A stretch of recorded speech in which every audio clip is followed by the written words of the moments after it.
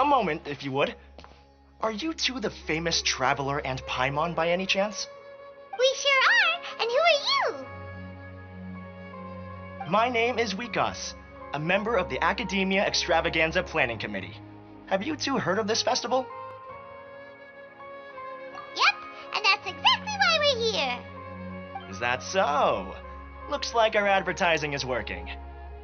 Since you're both interested, would you mind if I gave you a brief explanation of the event? So, the Academia Extravaganza is a grand event run by the Academia with a long and storied history.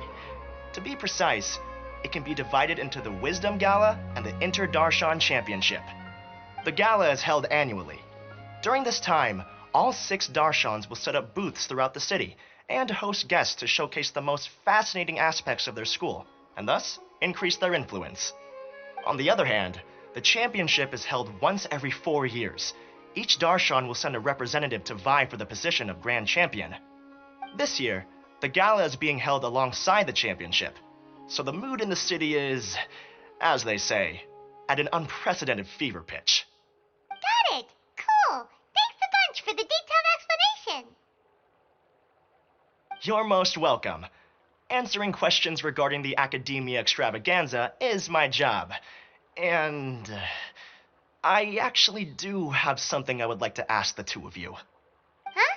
Need our help with something? Well, let me begin by saying that this year's Academia Extravaganza is of utmost importance to us.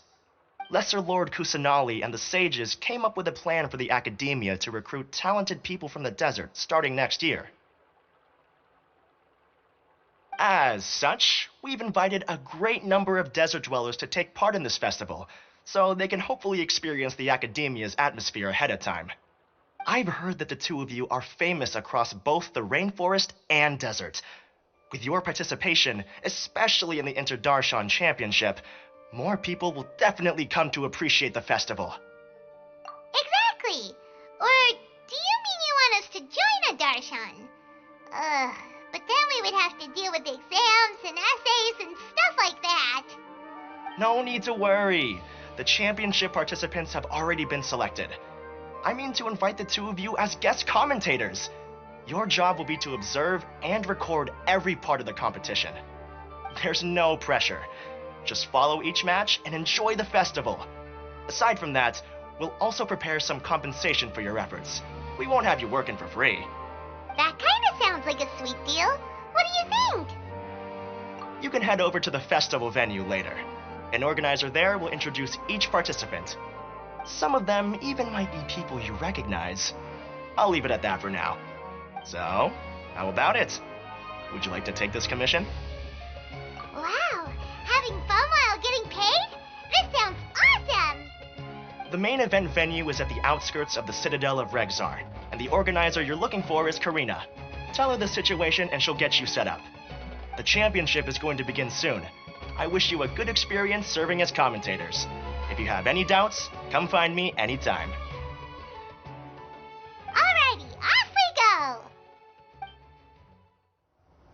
Welcome, one and all, to the Academia Extravaganza.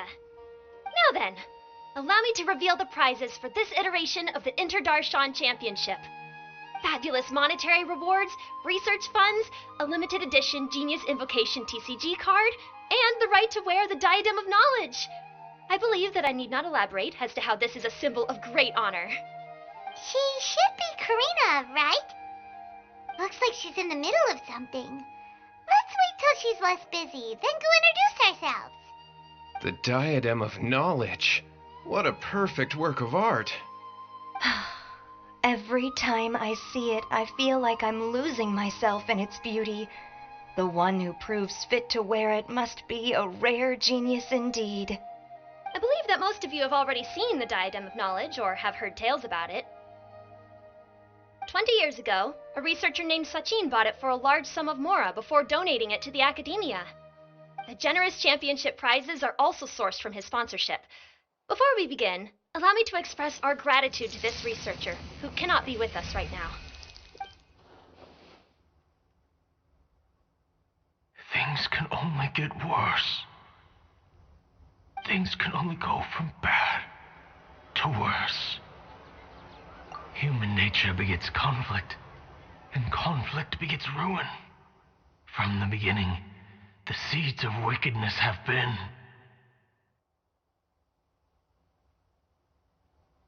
Hey, stop spacing out! Paimon called out to you, but you didn't respond. You okay? Did you stay up late without telling Paimon? All right. I'm sure we're all more than ready for the championship to begin. Now then, let's invite our 6 Darshan representatives to the stage. Our contestants are... representing Amorta, Tainari.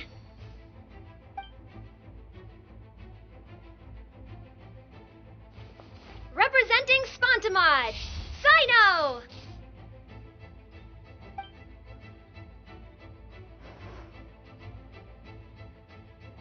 Representing Ratawahist, Layla.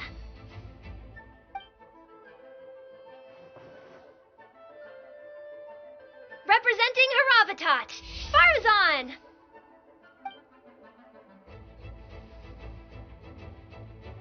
Representing Kasharawar, Kabe. And for Vahumana... Huh? Is Vahumana's representative not here yet?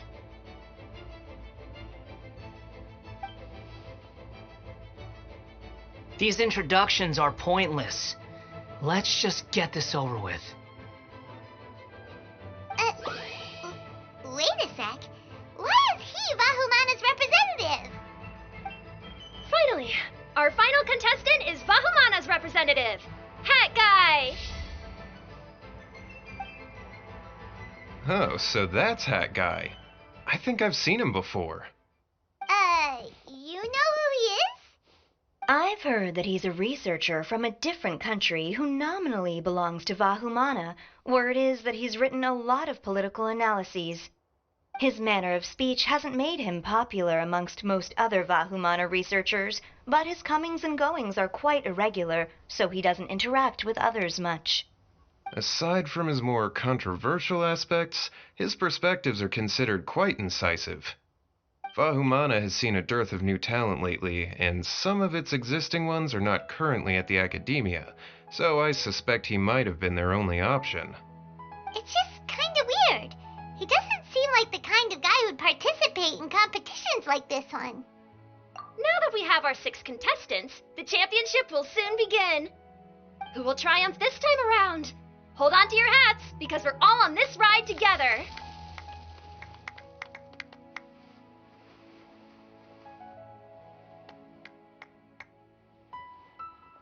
Huh.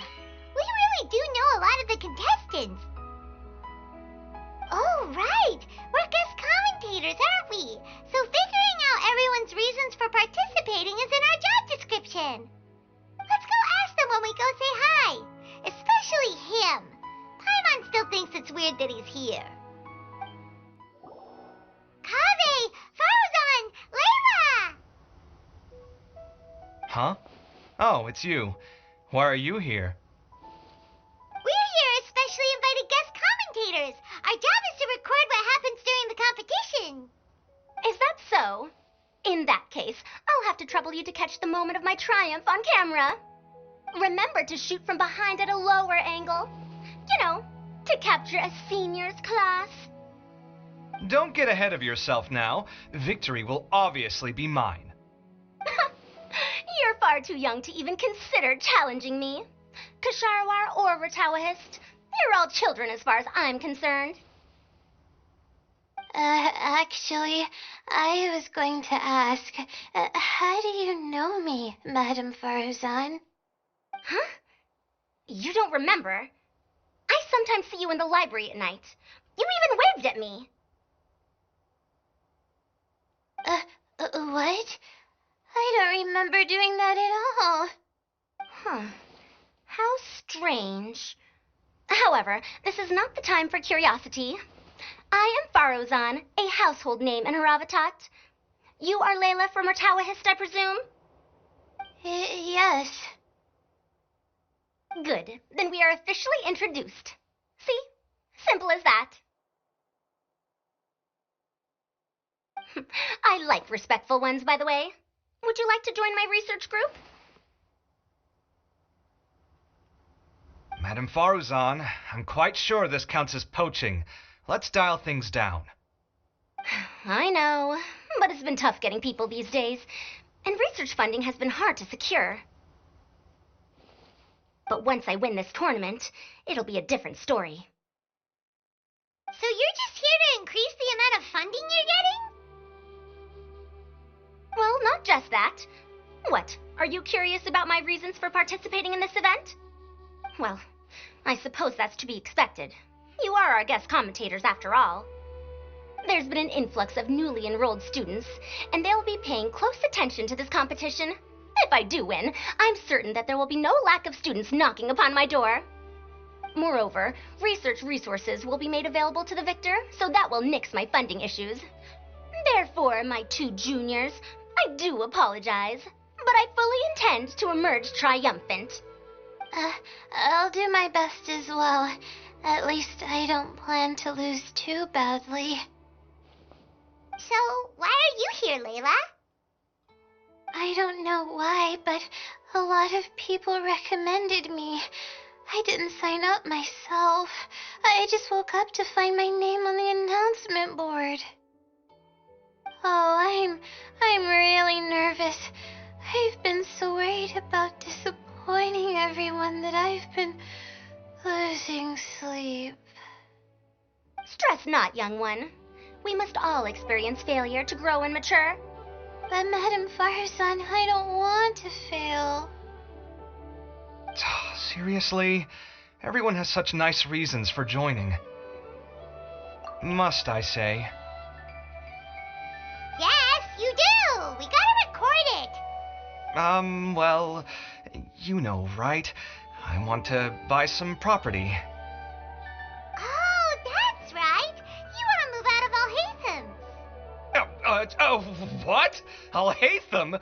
What about him? This has nothing to do with him. Oh, right. Sorry, Paimon has no idea what she was talking about. So, you want to use the grand prize to buy a place, right? Correct. Also, my father took part in the Interdarshan championship when I was young, but he didn't win. Once I do, the right to wear that diadem will be mine. In a way, I'll be helping my father fulfill a dream of his. That's not a bad reason at all. You have ambition, youngster. Although your chances with me here aren't great, I believe your father would be most proud if the diadem of knowledge were bestowed upon you. Not that he'll have the chance to celebrate. My father passed away many years ago. They say he ran into quicksand while traveling in the desert. For you to have experienced such a thing, that must have been tough for you. It's all in the past now, and life goes on, doesn't it? Let's change topics. I don't want to bring the mood down. All right. Earlier, you said that you want to use the prize Mora to purchase a home. Where do you live now? Do you live alone? Well... I also heard you mention Alhaitham just a moment ago. Isn't he also from Haravatat? Are you two hiding something from me? No, of course not! Why would you think that? Paimon's definitely not involved either. We're gonna go interview other contestants now. Bye!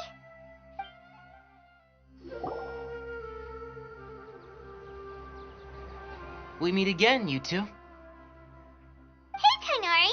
We came here to check out this extravaganza event, and then they invited us to be guest commentators. Is that so? I heard that there would be guest commentators recording the proceedings with cameras, but I didn't expect they'd be you two. It's a pleasant surprise that you're visiting Sumeru again while I'm still on leave. When everything comes together perfectly like this, I call it the biryani factor. Because it's always rice to meet stew again. Ugh. So, Tainari, you're representing Amurta, and Sino is representing Spontamad. But haven't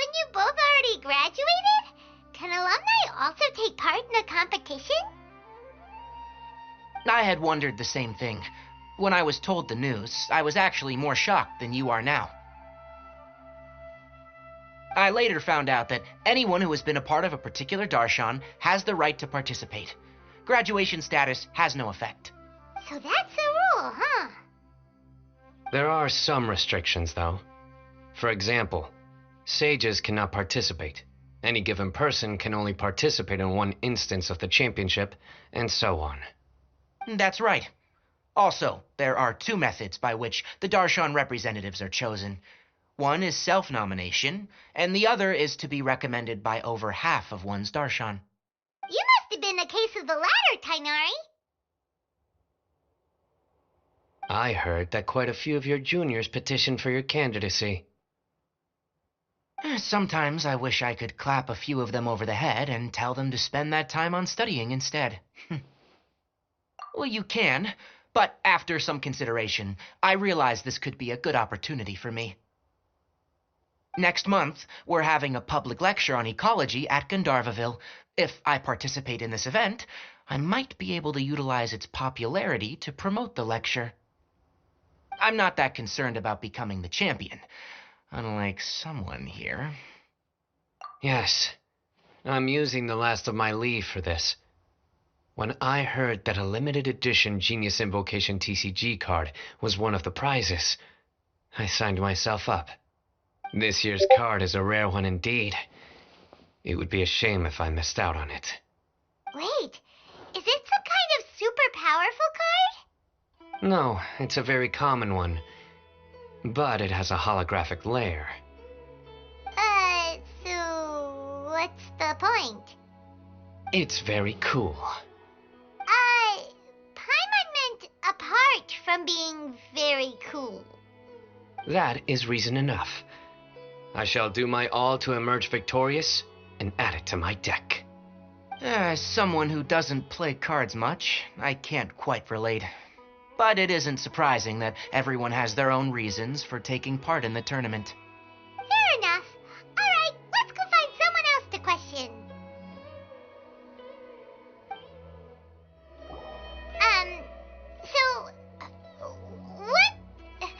What are you... Just call me Hat Guy. That's the name I use in Vahumana. That sounds like a nickname, not a real name. So I can't go by a simple, ordinary name? Fine, suit yourself. Alright then, Hat Guy, why are you taking part in the Interdarshan Championship? We're specially invited guest commentators, so play nice and answer our questions. You could be Matra for all I care. So what if I don't answer you? What then? You... I'll tell you this much. I have an agreement with someone not to reveal my motives. You're not plotting something in secret, are you? Well, it's hard to say. Why don't you take a guess? Ugh, Paimon's had it with you. Fine, be that way. Then we won't ask you why you're participating. Instead, why did you join Vahumana? You two sure like to poke your noses where they don't belong. If I don't say anything, are you going to annoy me to death? I heard that the Vahumana researcher named Akaba was researching the Tatarasuna incident, so I wrote a few essays to refute his points. Later, when I was bored, I wrote some commentary on societal issues in Inazuma. I didn't expect Vahumana to consider me as one of them. Someone even invited me to a lecture or whatever. From start to finish, it was just the wishful thinking of idiots. A misunderstanding. There's your answer. Simple.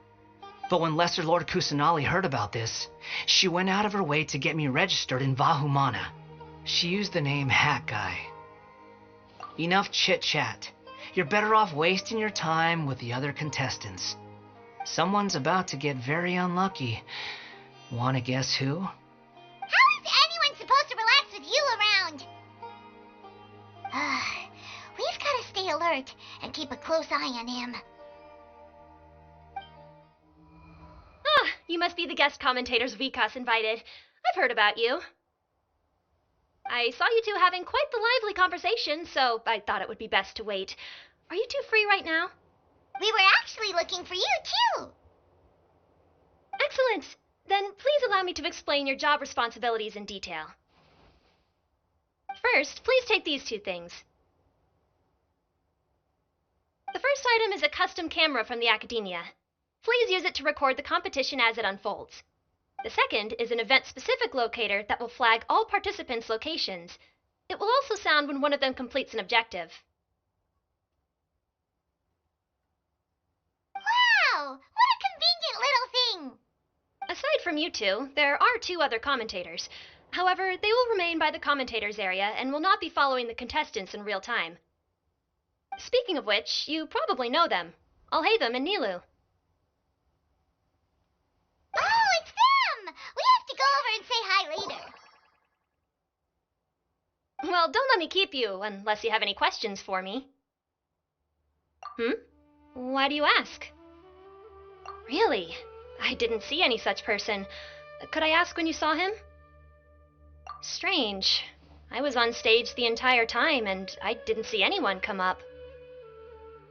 Paimon didn't see anyone either. Perhaps you're mistaken.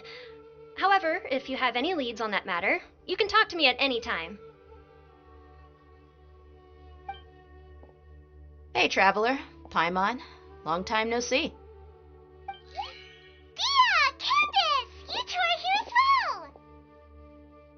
Ah, so they're two friends of yours. In that case, I'll take my leave. May you all have a wonderful time during the extravaganza. The Academia sent us both invitations, so Dia suggested that we come together. The villagers were also encouraging me to travel outside the village. I couldn't find it in myself to turn them down. We're here now, so no point dwelling on that. Even though this extravaganza isn't a holiday or anything, it's still a big deal here in Sumeru. Merchants from all over will set up shop. There'll be tons of stuff to eat, use, and wear, more than you can count. I'm already set on helping you buy 2 new outfits. I mean, who wears the same thing at work and home anyway? I'm looking forward to it. Just being able to relax and wander the streets freely has already made my day. So, Traveler, Paimon, you two want to come with? We'd love to, but we've got work to do right now. Aw, that's a shame. Let's hang out together when you're free then. Sure! In that case, Candace and I'll head out first. Good clothing and fabrics are very much in demand. If you snooze, you lose. Oh, right. We should also get some accessories. No need to rush. I think we'll have a better time if we take things slow. See you two later. Feel free to come find us whenever you have the time. Paimon didn't think that Candace and Dia would come. Hanging out with them sounds like a great time. Still, looks like the competition's starting soon. Let's go over to where Alhaitham is and see what's going on.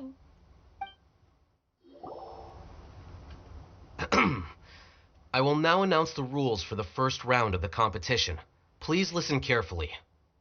During the opening ceremony, Academia staff released several cages of butterflies, and many of them are now fluttering within Sumeru City.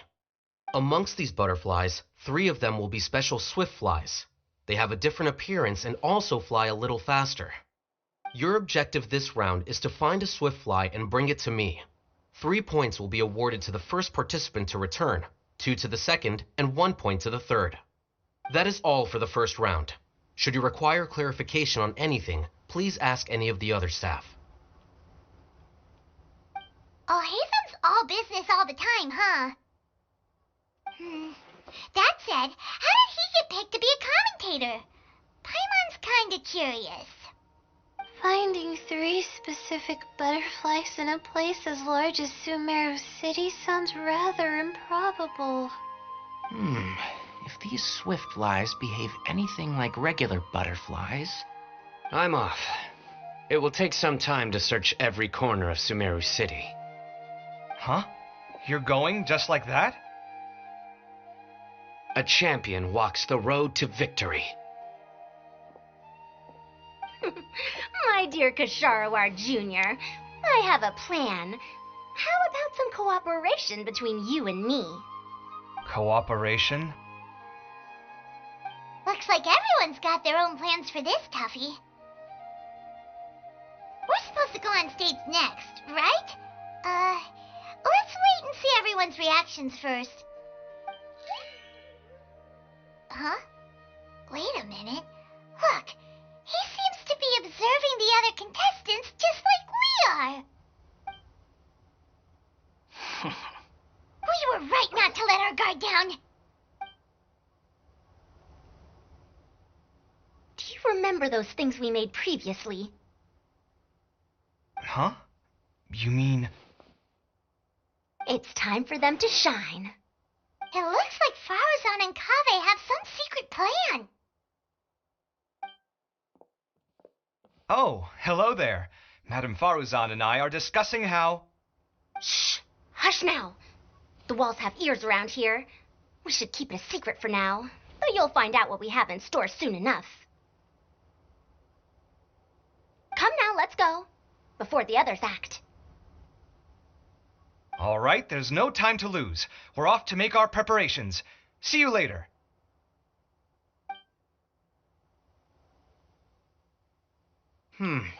This is basically what I'll need. Do you think you'll have any difficulties? I have most of the reagents with me, and I can buy the rest. Kale, you're here too! Kainari, you have a master plan ready? My hypothesis is that the Swiftfly's morphological variations won't significantly affect their fundamental nature. So I'm planning on using this to lure them out. Of course, I could be wrong. Every mutation opens the door to new possibilities, especially when they are artificially introduced. Details will have to wait until after the post-experimental analysis. For now, Kale and I are going to buy some reagents for our experiment. Alright, well, see you later. Okay, see ya!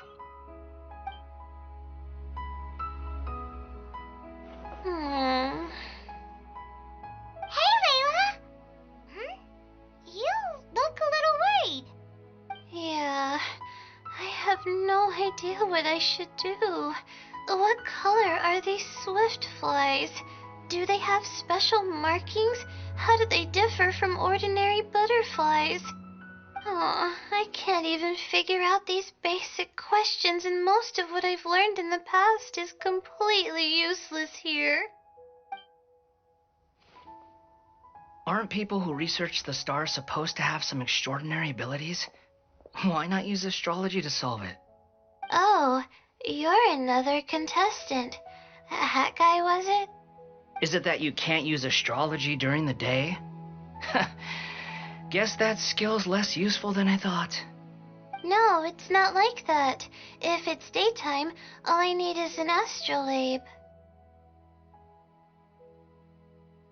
So, why don't you do that then? Mona Magistus, the astrologist, said that those who constantly use astrology to obtain things that shouldn't be theirs will eventually lose the blessing from the stars. It's just something I read in an academic publication. I really love to read Mona's essays. You're overthinking it. Power is just a tool. It just seems to me that you don't have the resolve to win this. Well, suit yourself. Wallow in your immature ideals if you like. Hey! Seriously? Just walking off after saying a bunch of mean stuff like that? Did I say something wrong just now? Thank you so much. I've made up my mind not to use astrology for this. I think I'll just try my luck in the city. To be honest, I've always been pretty good at observation, and if I'm fortunate, I might be able to find that special butterfly species. Lord Cyno seems to have found a swiftfly. Come on, let's go check it out. Really? Where? The butterfly flew up high, and he's chasing it now. Oh, no time to lose. Let's go see. As expected of Sino. Actually, shouldn't you two go have a look as well? The moment when he catches the butterfly will likely be one worth recording after all.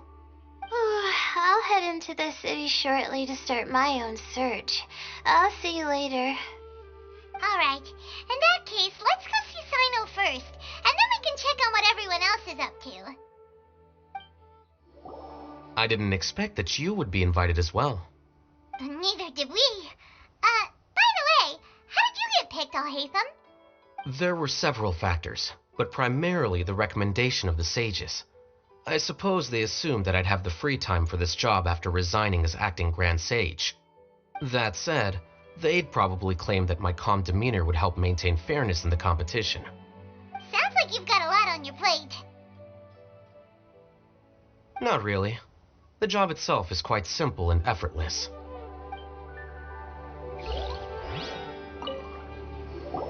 This is my first time commentating for such a competition. I'm feeling kinda nervous. Nilu, how did you get picked to be a guest commentator? The staff said that spectators would be less inclined to come if the contestants and commentators were all from the academia. I don't quite understand it, but I'm happy that we're able to all meet again. We found you, Sino! Oh, wait, is that a swiftfly? Stay put. Don't move. He caught it! Huh? Sino, what's wrong? This isn't what I'm looking for. It's a... Finally, I made it. I heard that you caught a swiftfly, Sino. Mind letting me see what it looks like? Hold on. Isn't this the mechanical bait that I released earlier? Why would you catch that instead of a swiftfly? Wait a minute. If we consider this from a different angle, isn't it a good thing that the bait you made was convincing enough to fool even Sino? That's right. During a previous interior design project, I felt that the artificial flowers on a wall were a little bland, so I decided on placing a few moving mechanical butterflies to add some pizzazz. In order to make them both small and nimble, I consulted with Madame Faruzan. Not long ago, the two of us took all those mechanical butterflies and released them into the city. Why would you do that? Need you even ask? Young people these days really do need to get out more. Have you never played that game where you place strips of paper on a bamboo pole and wave it across a field of flowers to attract a whole kaleidoscope of butterflies? No, I haven't. Wait, so you're trying to... That's right. The butterflies within the city will mistake our mechanical bait for one of their own and follow them around. As long as we keep releasing and retrieving our bait, we can capture all the butterflies within the city. What comes afterward is just a matter of separating the swift flies from the others. Huh. Guess that's one way to do it. Do not underestimate the wisdom of your elders. I had already thought of this method the moment the round's rules were announced. Of course, we also owe much to this fine junior of mine here for making such lifelike butterflies. It seems that Kasharawar has not quite declined as far as I had thought in recent years. Their teaching skills at least seem to be intact. Well, I just stuck to what I do best. The idea was yours. No need to be so polite. Once we capture all these butterflies, we shall split the points for this round. Look, one of them is returning now. Huh? Wait a moment. Are my eyes deceiving me? Why don't I see any butterflies behind it? That's because there are none. Seems like your plan has hit a snag. Looks like the match continues. I'll be looking elsewhere. Huh. Strange. Has something else diverted their attention? Come, let's search in the direction the bait returned from. We'll go have a look, too.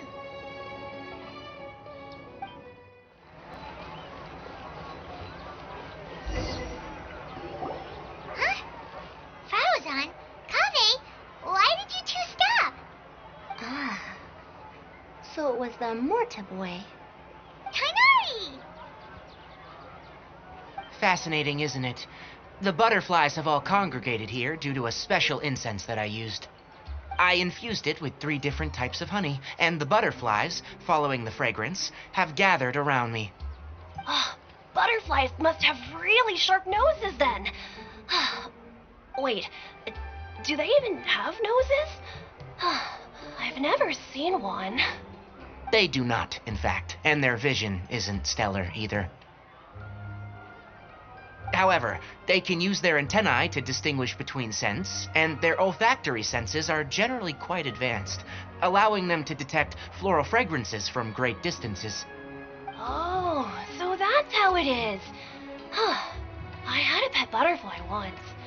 I picked wildflowers and placed them in its box, but it wouldn't eat any. That's normal. Raising butterflies isn't difficult, but there are many things you should take note of. Appropriate temperature, sufficient air, and a spacious environment are examples of such considerations. You must also ensure that the food you've chosen suits their palate. Most importantly, you must curb your curiosity and avoid disturbing them while they rest. Otherwise, they may become stressed. Sorry. I liked to poke at its wings at the time. Humans tend to rear many creatures due to their aesthetic value, but not all are suited to such a process. Caring for living beings is hard work. Impulse alone is insufficient. Some prerequisite knowledge is always required. You sure do know a lot. I have a question too.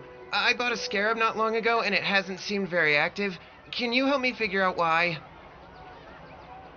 I'd like to keep a dustbird as a pet. What are some key points I should consider? Is it possible to keep a Richbulin tiger as a pet? All right, it seems like you all have a great deal of questions. But I am in the middle of the Interdarshan Championship at the moment, so I'm afraid I can't answer them all now. Let me propose an alternative. Next month, there will be a biology lecture at Gandharvaville, and I will be sharing some interesting insights on living organisms there. If you're interested, you can attend that lecture, and if you should have any questions, just prepare them ahead of time. I'll answer questions after I finish speaking. All right, I'll be there. Of course, please try to ask more rational questions. For example, whether you can raise a Richbulin tiger as a pet or not is mainly dependent on whether you can overcome one in a fight. Looks like Tainari's science lecture will draw quite a crowd. Huh? Oh. Was I listening in for that long? Seems Kale's master does live up to his title as a teacher. Madame Varuzan, I've had a look around. Nearly all the butterflies in this area have been attracted by the incense. However, we can cast our bait further away to avoid this area. All right, then let's get moving. We shan't let all the butterflies get away from us if we can help it. Seems like the competition's really heating up. Let's go see how the other contestants are doing. Layla, how are things going on your end? I've been searching for quite a while now, but I haven't seen any sign of the swiftflies yet. Instead, I ended up catching a few mechanical devices that looked very similar to butterflies. I wonder where they came from. Looks like Baruzan and Kave's devices are everywhere now. I'll keep up the search. That said, I've noticed that a number of butterflies in the city has already decreased a lot compared to when the event started. Probably because the other contestants are coming up with their own ways to catch butterflies. Alright, I'll do my best too. Huh? What's this? Oh, what a coincidence. I guess I just need to catch it now, right? Oh, please wait. There it goes. It's so fast! Paimon thought all Hatham said they were only a little faster. No, come back. Come on, Traveler, let's go too.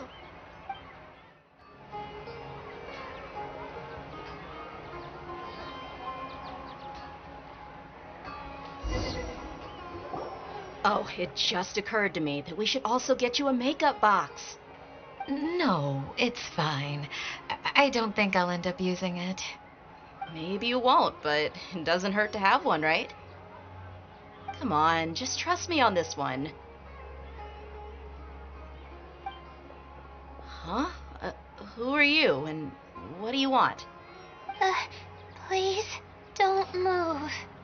Don't move? Who sent you? Dear. Don't worry, I can handle this. Now, tell me, what do you want?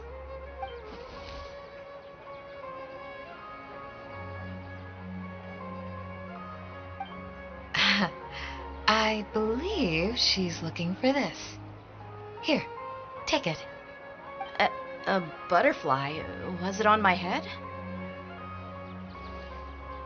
Oh, It's been a while, Layla.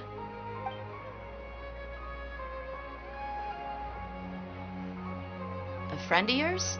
Oh, so she must be the one you were telling me about. Huh? You two know each other? Oh yeah, it has been some time. The first time I ever woke up after sleepwalking, I somehow found myself in our village.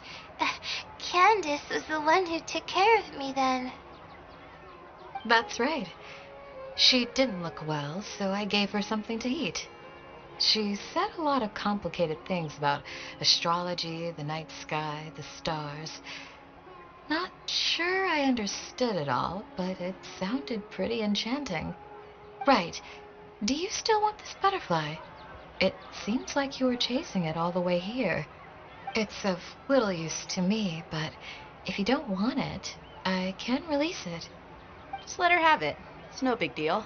The swiftfly was flying so fast, but you were able to catch it like it was nothing, Candace. Oh, it didn't seem that quick, really.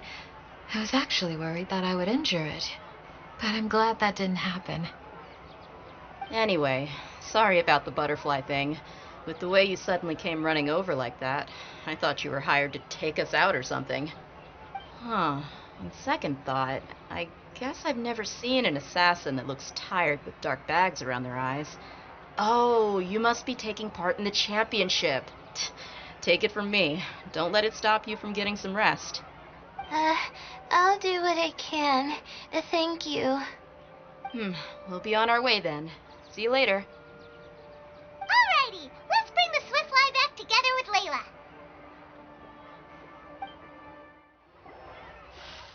It seems we have a third contestant who has returned with a swiftfly. With that, the first round has come to an end. I anticipate that all of you will keep up the effort for the second round. Dismissed. Your closing statement sounded so... how do I put it? Decisive? Well, you could certainly stand to try being more decisive, Nilu.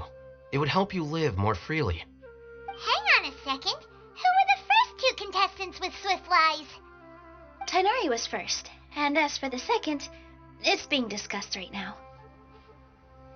Hey, Alhaitham, I think I've come up with a good idea. Second place gets 2 points, right? Can't Madame Faruzan and I split the points between us? Quite the imagination you have there. I've read the championship handbook from cover to cover, and I never saw any rule which permits that. Then we can just add a rule. Do you really think I'd do that? Oh, come on, you're not going to stand in the way of my victory, are you? Well, you're free to send the organizing committee an application outlining your naive proposal. They'll get back to you within 3 working days. 3 working days? It'll be too late by then. Unfortunately for you, even dreaming is gonna cost you. Paimon gets it now. Kaveh and Faruzan found the second swiftfly together, but the rules say that only one person can get the points. Oh well, the rules are the rules. Since you call me madam and politely ask for my help, I shall give you these points. So I'll put the points under Kave's name then? No. If I take these points, won't that only detract from your contributions, Madame Faruzan? You might be all right with that, but I cannot do it. Not in good conscience. I don't have any problem with it. There are 2 more rounds after all. Losing one isn't a major setback. But if you insist, I have another method. We can draw lots to see who will receive the points. Lots, huh? What? Is there something wrong with that idea? No, let's do it. All right. I'll get the paper needed for the lots. Give me a moment. Oh, seriously? I'm sorry, but it appears that luck was on my side this time. No, you do deserve it. I'm just lamenting my bad luck. Perhaps that's why my life is rife with troubles. Indeed. It's rare to see anyone with such terrible luck be so willing to decide victory via lots. And what would you know about that? I just... We can save bickering for later. Record the points under Farazan, and that'll finally bring the first round to a close. The second round will be held in the desert. We'll be moving our commentator stand over to Aru Village. Let's meet up in Aru Village once everything is ready. I'll announce the details of the second round then. Till then, you have some free time. I'm off the clock at this point, so it's farewell for now. Wait, I'll hate them! You... Don't be upset, Kaveh. Sighing can carry away your good luck, you know. Oh, so that's how it works. In that case, I'll take in some deep breaths. Maybe that'll help me make up for all the luck I've lost. It's really no big deal. 2 points aren't enough to decide victory or defeat just yet. I'll win the next round, you'll see. Looks like you've managed to pick yourself back up, young man. Good. I must warn you, though, that I'm quite familiar with the desert. You'll have to try your best if you don't want to lose. I'm no stranger to the desert either. I'll be fine. All right then, that's enough chit-chat for now. I'm going to check the area out. So the current standings are Tainari in first place, Farazan in second, and Layla in third. Guess we should also take a nice break before the next round starts. But where should we go first? Why, you two look a little lost. If you're not sure where to start enjoying the Academia Extravaganza, then may I suggest that you have a chat with our boss? Your boss? Who's that? Do we know them? Well, only the most famous merchant in all of Sumeru, Lord Sangamo Bay. Oh, you mean Dory!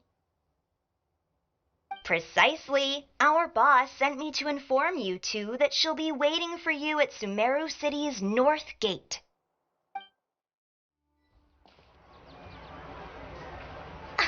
Oh, well, if it isn't the Traveler in Paimon. Hey, Dory, are you here to attend the Academia Extravaganza too? Of course. People are practically flocking to Sumeru City. You couldn't ask for a better opportunity to do business. This is one of the entrances into the city, and it's very close to the Wisdom Gala booths. There'll be an endless stream of customers. I can already hear the Mora going clink, clink, clink as they fill my coin pouch. Well, is there anything you'd like to purchase? We've got everything you need and deals that can't be beat. Well, do you have anything to eat? Oh, wait, we're celebrating the extravaganza and you're only thinking of eating... I mean, of course, we've got lots of things to eat. That said, I recommend that you also consider some of the great bargains we have going on. The Wisdom Gala is about to begin, and once it starts, each of the Darshans will prepare a small challenge for everyone. And just between us, I have some super booster supplements for sale. Take just one to boost both your strength and dexterity for a short time, allowing you to overcome any challenge. No thanks, we'll pass. These little challenges are gonna be a cinch for the two of us. Just you watch. Anyway, Paimon just wants something to eat, please. If you don't have any food, then we'll just go somewhere else.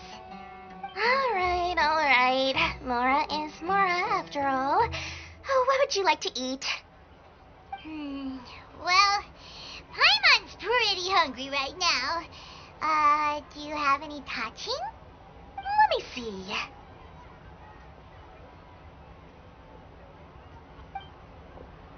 This is a huge job, isn't it? If this works out, we'll be set. Here you go. 2 servings of touching. See? I told you there's nothing Lord Sangamabay can't procure. Yay! Huh? What are you looking at, Traveler? Oh? Who? Someone we know? Was it someone suspicious? Have we attracted some unwanted attention? Huh? What's happening, Dory? Is there something else going on? I don't know who you saw just now, but I do have some hard-to-come-by information about the extravaganza. If you want to know more, we can talk business later.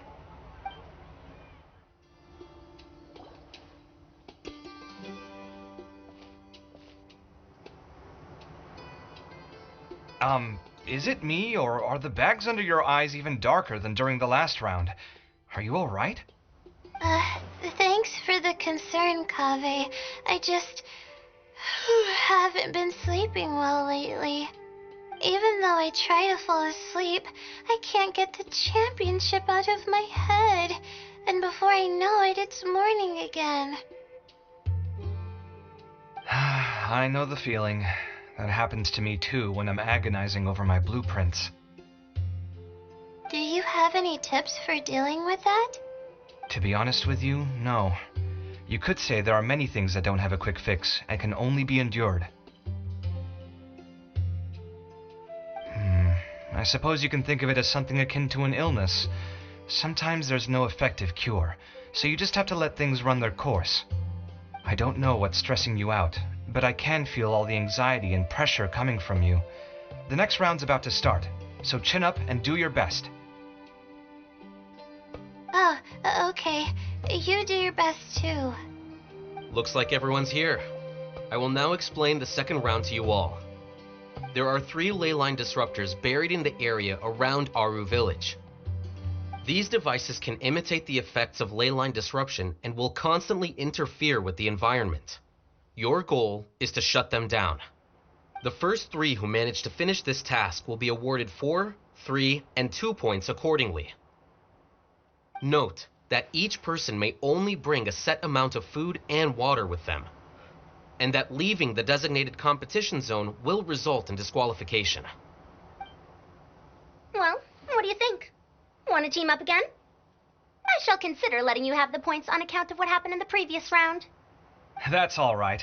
I've been here many times, and in any case, machines are one of my specialties. I doubt this will be particularly difficult.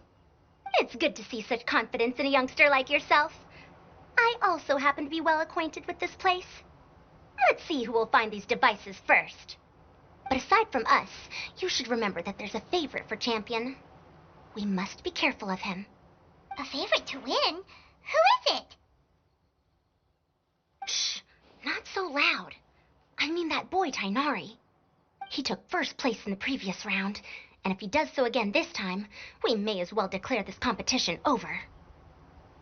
I heard that you solved the Avidya Forest's leyline effluence problem with him not long ago. Since this round involves resolving a machine-simulated leyline disruption, it should be a simple matter for him.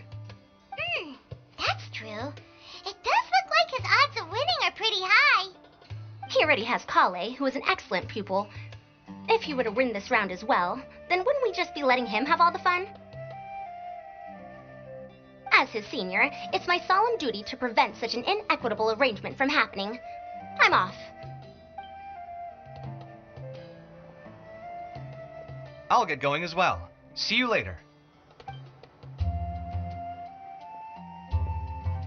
How are you feeling? I think I'm okay, but I'll take things slowly for now.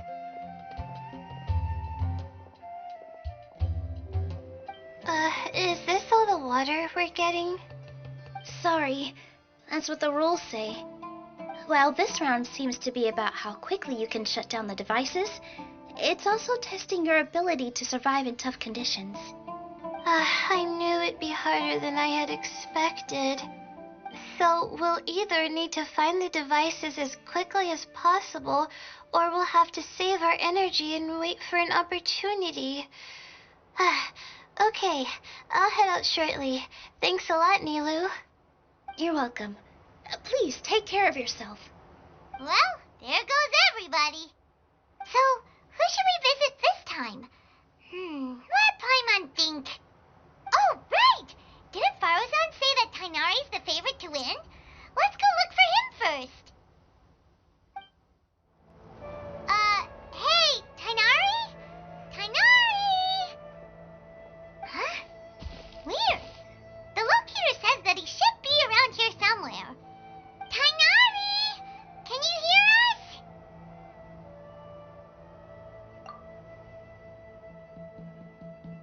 You're right! Huh? Oh no, it looks like he's fainted! We have to help him!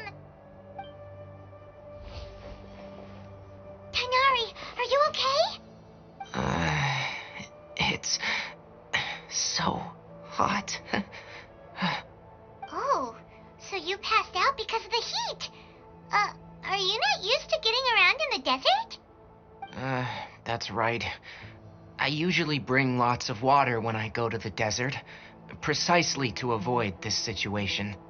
I went through all my water very quickly, and with the effects of the disturbed ley lines, I started feeling dizzy.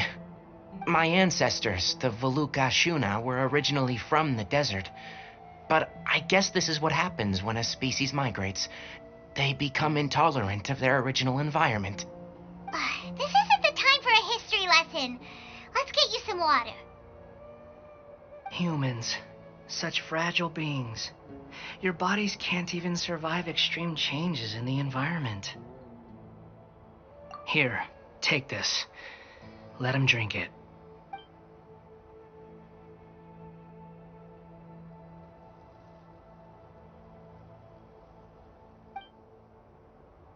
Are you serious? This had better be just normal water. Hey, you're leaving already? Paimon really doesn't get that guy. What's he up to? Anyway, let's focus on helping Tainari drink some water first. I'm feeling a little better now. Thanks, you two. Oh, it wasn't just the two of us. Just now. Found you at last. Sino, you're here too. I was concerned, so I came back to check on you. Will you be able to go on? The fur on my tail is so dry, it's practically been singed right off. I don't see any purpose in pushing myself beyond what is reasonable. It appears I'm not suited to this particular round. I should probably just return to Aru Village and rest. Really? So you're backing out? Yes. I do have my results in the first round to serve as a buffer, so even if I forfeit this round, I still have a chance to turn things around later. Withdrawing now will allow me to conserve my energy. Continuing to push onward would be counterproductive. A wise decision. Let's get you back to Aru Village. It's fine. I can make it back on my own. Oh, stop trying to be so polite. Come on, we'll help you back to Aru Village.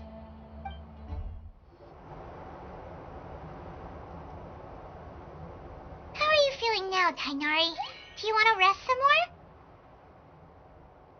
There's some shade here, so we can stop for a while. All right, let's do that.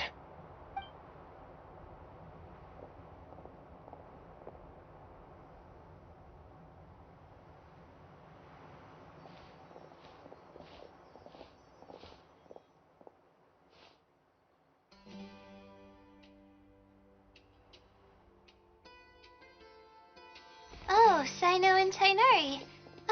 And you've got the Traveler and Paimon with you. Oh, hey, Layla! Yeah, the sun was too strong, so I decided to take cover here for a while. What about you? Are you all done already? Unfortunately not. I'm not quite as capable as I thought. I intend to withdraw from this round. Sino and the Traveler are escorting me back to Aru Village. Withdraw? Can you even do that? I believe the rules do provide for such a situation. Al-Haytham did say that the act of leaving the competition grounds would result in disqualification from the round.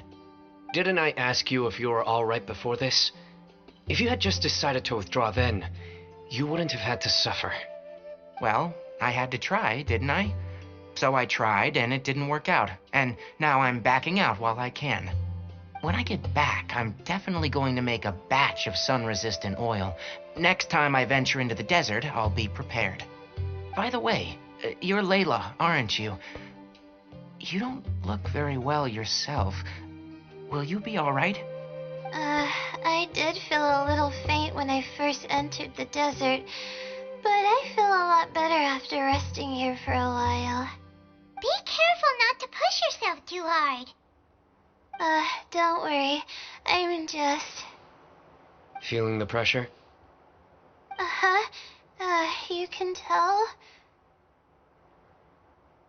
Your expression is similar to the ones I see on criminals' faces when I interrogate them. To tell you the truth, I'm still not sure whether I have what it takes to represent the Ratawa Darshan in the championship. Most people voted for me because of all the rumors surrounding me, and to be honest, those rumors don't really mean anything. Now I don't know how to deal with all the expectations they've put on me. Even the people who usually criticize me voted for me this time. So I feel like I have to live up to their expectations somehow. So their expectations are putting pressure on you. Yes. Actually, I heard that you were voted in as well, Tainari. How do you deal with it? To be completely honest, I don't really feel any pressure. Firstly, those who expect things from you do not necessarily do so for benign reasons. On the other hand, those who do consider your feelings certainly wouldn't want you to push yourself. Next, we are researchers. Our primary duty is to interact with knowledge, not to meet others' expectations. As for me, I took part in this competition to advertise for an academic lecture at Gandharvaville next month. I'll obviously try my best during the competition, but I won't let any additional pressure get to me. I think you can also try to find a clearly defined goal. That may help you. I understand. Thanks for your advice. I'm absolutely parched after talking so much. I've still got some water with me. No, I'll be all right. We aren't far from Aru Village, so I can go the rest of the way myself. You should get back to the competition. Don't you want to win that limited edition card? Yes. All right then. Your spirit will live on through me. Hey, don't talk like that. I'm not dead, Sino. Everyone, I'll be heading back now. See you after the round ends. I'll continue searching for the ley line disruptors. Are you feeling better now, Layla? Yeah, I feel like some of the weight has been taken off my shoulders after chatting with Tainari. It's been a long time since I first left my hometown to come to the academia, and every day here has been so precious. But of course, there have been some rough times. All sorts of complex astrological models, countless quizzes, and essays that took all my brain power to barely finish. Each of those things are like huge boulders barreling at me, forcing me to continue running forward. When I was chosen as my Darshan's representative, it felt like another boulder was added to the ones already rolling behind me. Every time I close my eyes, I think of all the people I'd disappoint if I mess up. Yeah, I think that's what Tainari was trying to tell me. You're our good friends, which is why you didn't stop him from dropping out of this round, and why you don't feel disappointed in me. That's right! No need to feel so down! That said, he did also say that he hopes I could have more concrete goals for taking part in this competition. I don't have any now, but I'll give that some thought. Anyway, I won't take up any more of your time. You still have to record the other contestants' progress, don't you? Perhaps they've had some breakthroughs while we've been chatting. True. We should go look for the others. Now, who's left? Tainari's dropped out for the round, and we just saw Sino. You could go see how Madame Farozan's doing. I've heard that she's quite knowledgeable about the desert, so she's probably made some progress by now. Okay, let's go look for Farozan. Hey there, Farozan. Have you made any progress? You're just in time. I'm about to start digging right here. Oh, you found the ley line disruptor already? Such a simple problem could never confound me. Not long after entering the desert, I discovered a primal construct that was acting abnormally, so I followed it all the way here. Once I got near here, it suddenly disappeared. Something unusual must be happening around this area. You're a true expert, Madame Farozan. You know what to do right away. Well, I do happen to have more experience than most. But that aside, has anyone completed this challenge yet? Nope, not yet. Well then, I suppose I'll be the first. What about that boy Tainari? Oh? And why's that? He's not used to being out and about in the desert. Huh. I didn't think he would have such a weakness. I suppose he could use a bit more training. What about the others? Is that Ratawahist girl still a bundle of nerves? Tainari gave Layla some advice, and she seems to be doing a lot better now.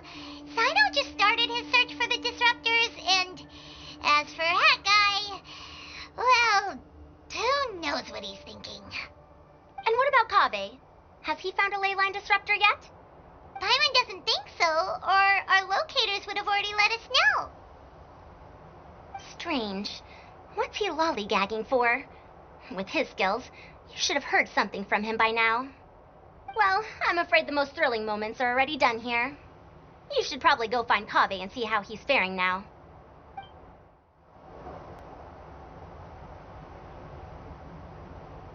Come on, stop following me! I already gave you all the food I had on me.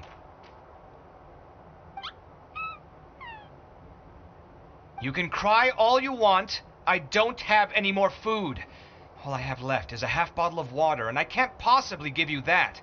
Without water, traveling in the desert will be incredibly difficult, and I still need to find what I'm looking for. Marak, can you help me out here? Keep them away. Kaveh, there you are. Farozan told us to come see how you're doing. What are you up to? Just thinking about it makes me upset. Not long after I entered the desert, I was accosted by these fellows. I don't know why, but they didn't leave the competition grounds, and now the ley line disruptions have left them confused and circling around the area. The moment they saw me, they wouldn't leave me alone. They even cheated me out of my limited food supply.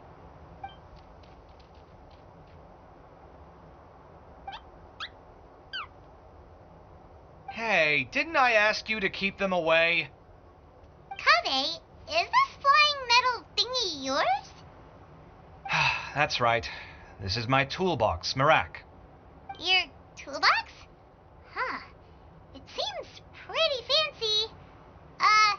Hey there! Can you understand us?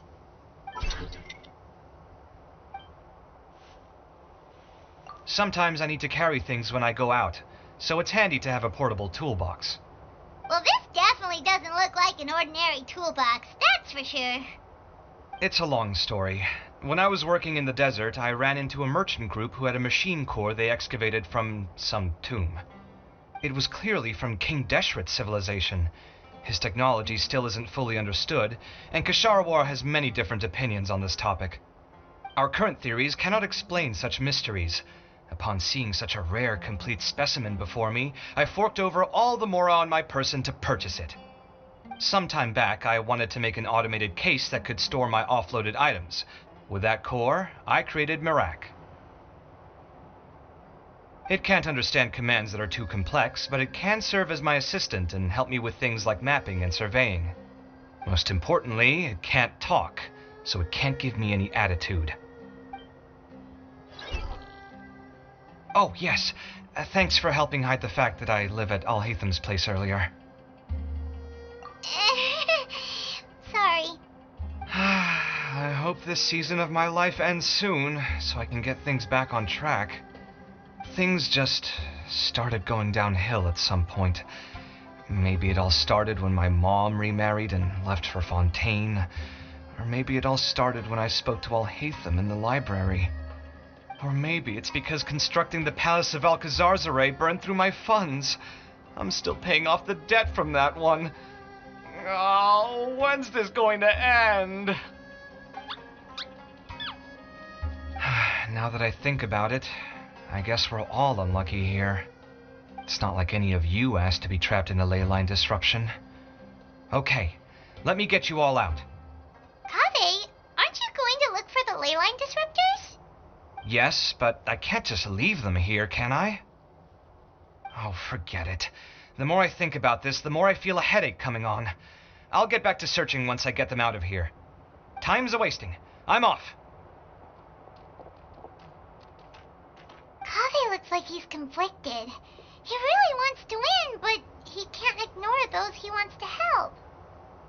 Paimon's always felt like he's the type who easily gets himself into tough spots. Paimon doesn't mean this in an insulting way, but he seems like the kind of guy who'd be really easy to take advantage of. Whoa, someone's done already! Right? Wonder who it is. Let's go back and ask Alhatham. Verification complete. Congratulations on being this round's first winner, Sino. Ooh, so Sino was the quickest. I am from Spontamon, after all. We know a lot about ley lines, so finding a disruptor was never going to be particularly difficult for me. Since the Traveler and Paimon also happen to be here, do you have anything you want to say? Anything I want to say? My friend couldn't continue on, so failure was never an option. The bonds of yesterday will forge the road to tomorrow. With the ties of friendship that bind us, I won't lose to anyone.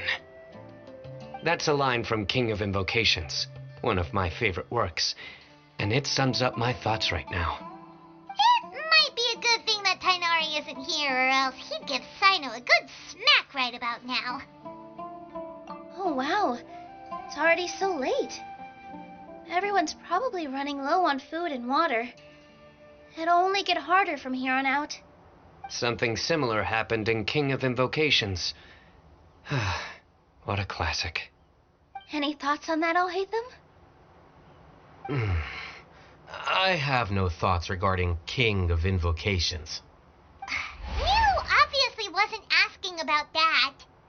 Deserts are much more dangerous at night, so this competition should be nearing its end.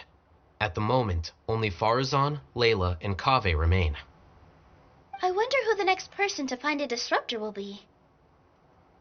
Wait, only 3 people are left?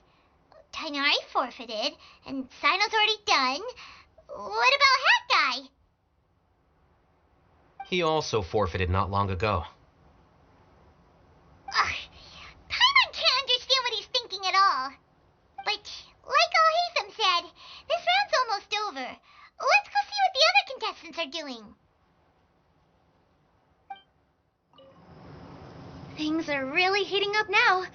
You can feel the contestants' passion too, can't you, Alhatham? Compared to the abstraction of human emotions, the desert heat is easier to intuit. Tainari made the right decision to forfeit.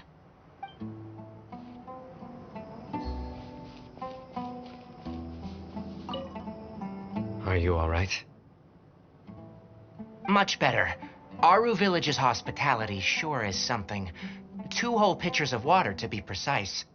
If your throat's too wet as a result, I can provide some dry humor. No, thanks. Much appreciated, though. Hello again. You know, it suddenly occurred to me that you guys have had to do a lot of running around this time. Don't you find it tiring? Well, in that case, let's take a short breather here. The desert's getting colder now that night's falling, and the wind can really sting your face because of all the sand in it. Has anyone finished this round yet? Sino's already shut one down. Have you made any progress yet? I circled the whole area, but I didn't find anything. But I did have the chance to think some more about that thing that was weighing on my mind, and I realized something.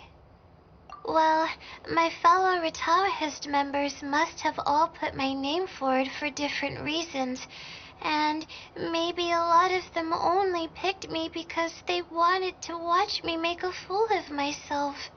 But be that as it may, I believe that a lot of them genuinely do expect great things from me. And I want to live up to their expectations. I don't want them to regret putting my name down. Huh? But doesn't thinking like that put a lot of pressure on you?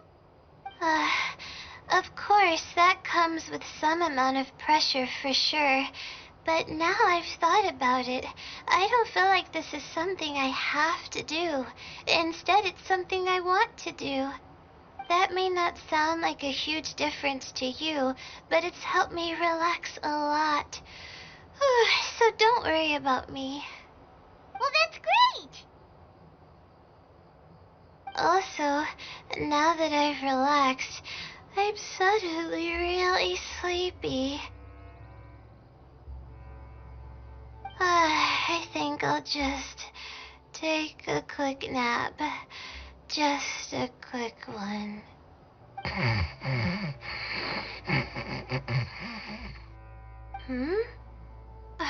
But the competition isn't over yet. Oh, Layla. She's really a bundle of nerves, isn't she? Wait, you're... Good to see you too. It's nice to be out. Feels like I've been cooped up inside for quite a while. Well, since I'm here, I guess I should help her finish this. What are we supposed to be doing here again? Finding a ley line disruptor, was it? Let me see. Looks like she's basically gathered all the information she needs. It won't take long to wrap this up. Come with me, you two.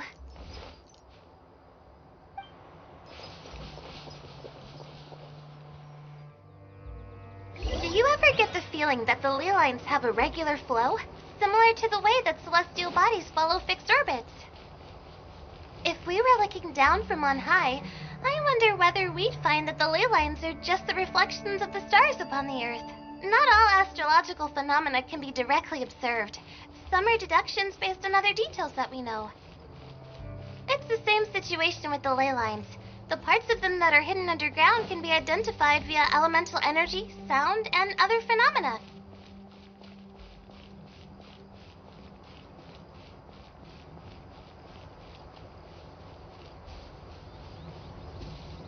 Plus, now that someone has shut one of the disruptors down, the contrast between before and after can provide me with further information still. Let me see. It should be here, I think.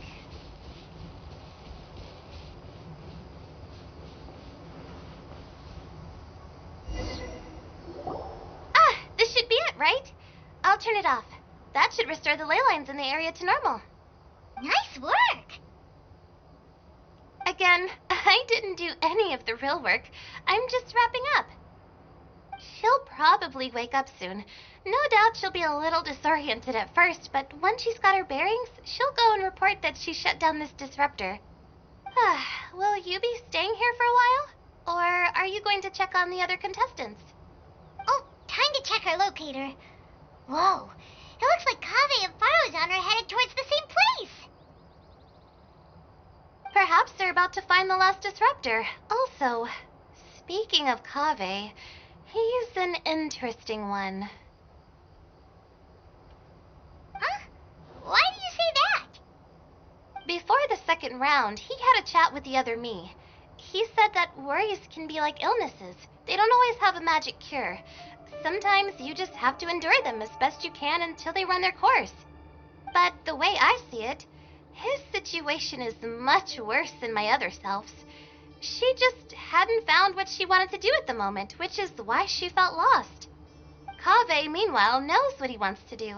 He's convinced that he has to win, and yet he still seems conflicted.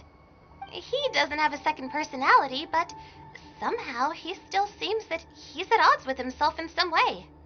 I don't know exactly how to describe it. It's like he's smiling on the outside, but there's no joy inside, only sorrow. Still, who knows? He must be more experienced than me. Maybe he's just better at dealing with it all than I am. But back to the topic of wrapping up. Shouldn't you be getting back to the action to record how everything plays out? Last one, then the round's over. Oh, true. Okay then, guess we'll be going now. We'll keep everything you said in mind. It should be around here.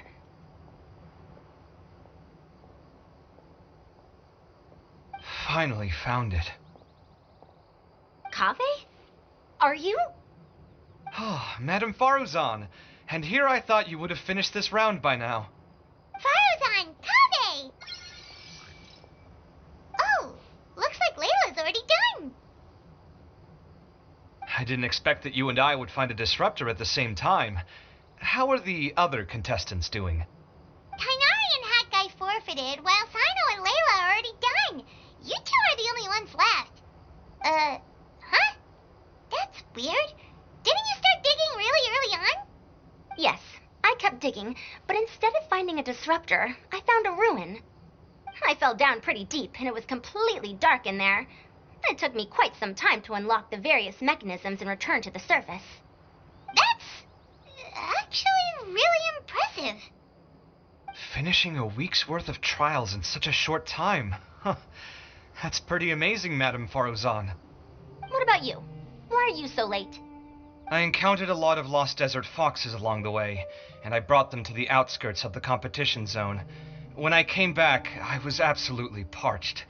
And then I blacked out. Probably from the heat, you know? When I woke up, it was already night. I used the last of my strength to come here. A most curious reason indeed. But are you sure you're all right? It sounds like you were in an incredibly dangerous situation. You said you were familiar with the desert, but the way you handle problems... It does feel rather at odds with your title as a genius. It was problematic, but that had nothing to do with me being a genius. It was my decision. The way I did things wasn't optimal, but I wouldn't have been comfortable not doing it either. My conscience would have weighed on me. Youths these days, each stranger than the next. But back to the main issue at hand. Since we are both very certain that this is where the final leyline disruptor is, let's dig it up then.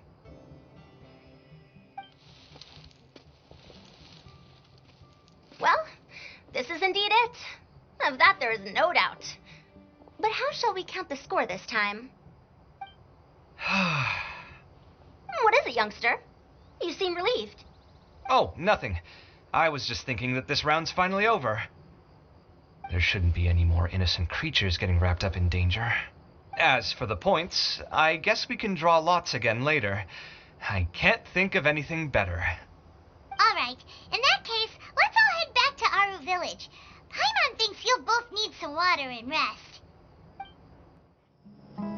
Looks like the second round is over. I wonder who is faster, Kaveh or Madame Faruzan? Huh? Where's Madame Faruzan? She went to get water. She'll be back shortly. We basically arrived at the same time, so we'd like to draw lots again. You get caught up in some things so easily, like drawing lots. I'm not caught up in anything! Don't make it sound like I take pleasure in having bad luck! Really? Then should I say that you have a curious affinity for drawing lots? I'll go get the box and slips of paper for the lots. Please wait a moment. Oh, here we go again. Let's see how I fare.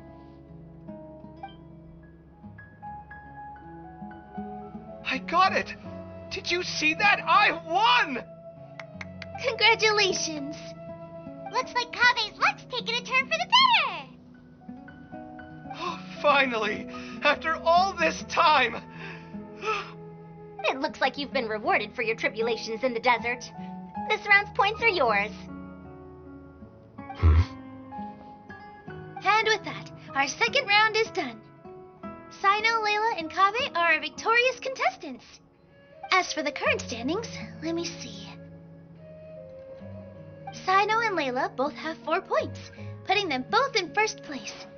The rest in descending order are Tainari, Faruzan, Kave, and Hakai. The next round will be the final one. Please rest up before then, everyone. I heard that some stalls at the Wisdom Gala are debuting new games, so feel free to drop by if you're interested. Otherwise, see you next round. It feels like something's been on your mind this entire time.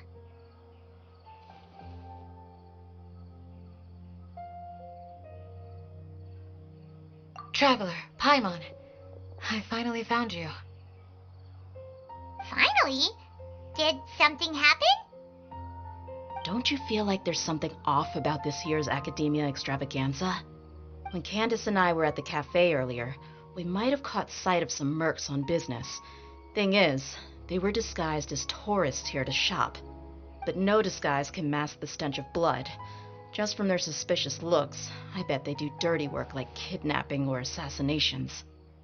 We eavesdropped on them for a while. Their target seems to be someone called Sachin. Sachin? Isn't that the person who Karina mentioned during the opening ceremony? He's apparently the sponsor behind the competition prizes and the Diadem of Knowledge, but he hasn't shown himself at all. Sounds like a rich person, all right. It makes sense now. The Eremites have been struggling to make ends meet recently, so a lot of groups have been doing private work that involves the rich. In their words, one gig sets you up for half a year. Just one job like this nets them enough mora to take it easy for a while.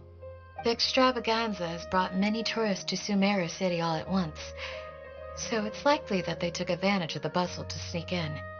Dia and I wanted to directly capture them, but they were on guard and made some excuse to slip away. I would have tied him up if it wouldn't have caused a scene. Who's legally supposed to take care of this kind of thing?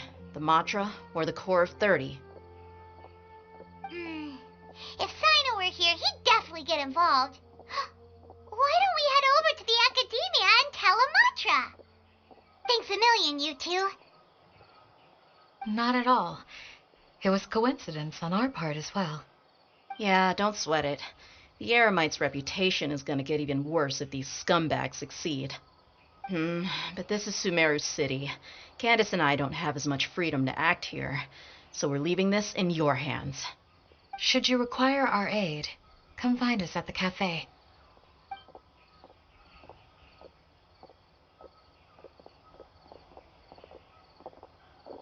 Paimon's noticed that something's bugging you.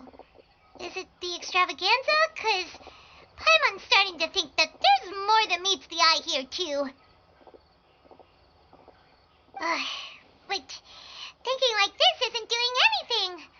Let's just go find Matra. Hello, both.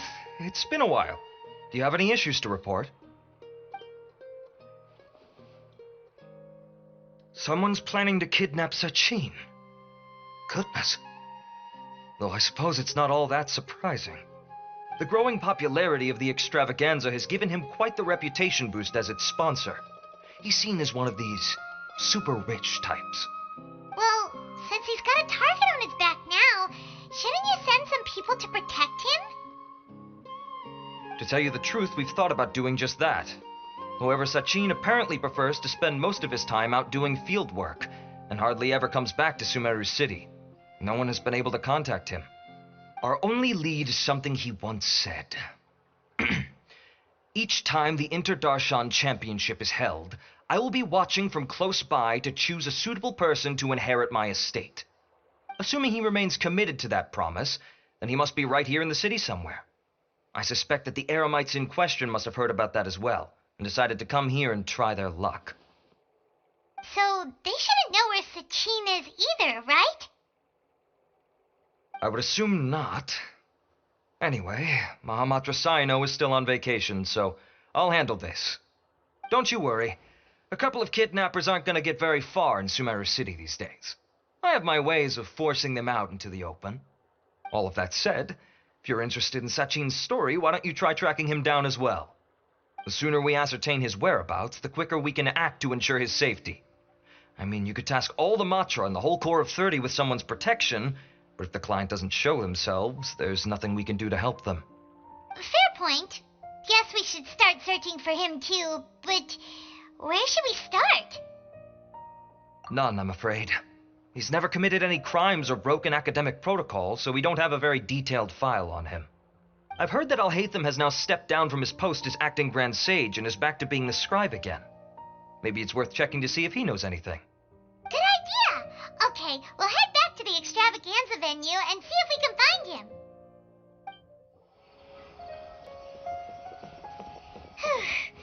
Hey, Nilu, have you seen Alhaitham anywhere? Alhaitham? Why, what is it? We're trying to track down someone and we need him to pull up some records for us. Oh, I see. Sorry, I don't know where he went. He's always the first to leave after the competition ends, and he never tells anyone where he'll be going. Huh. Yeah, actually, that sounds about right for him.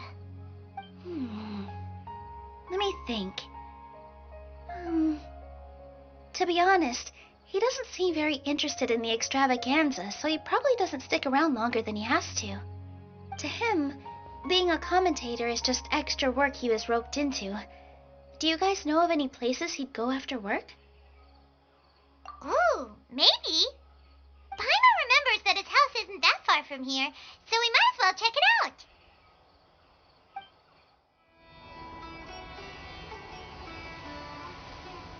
Let's try knocking.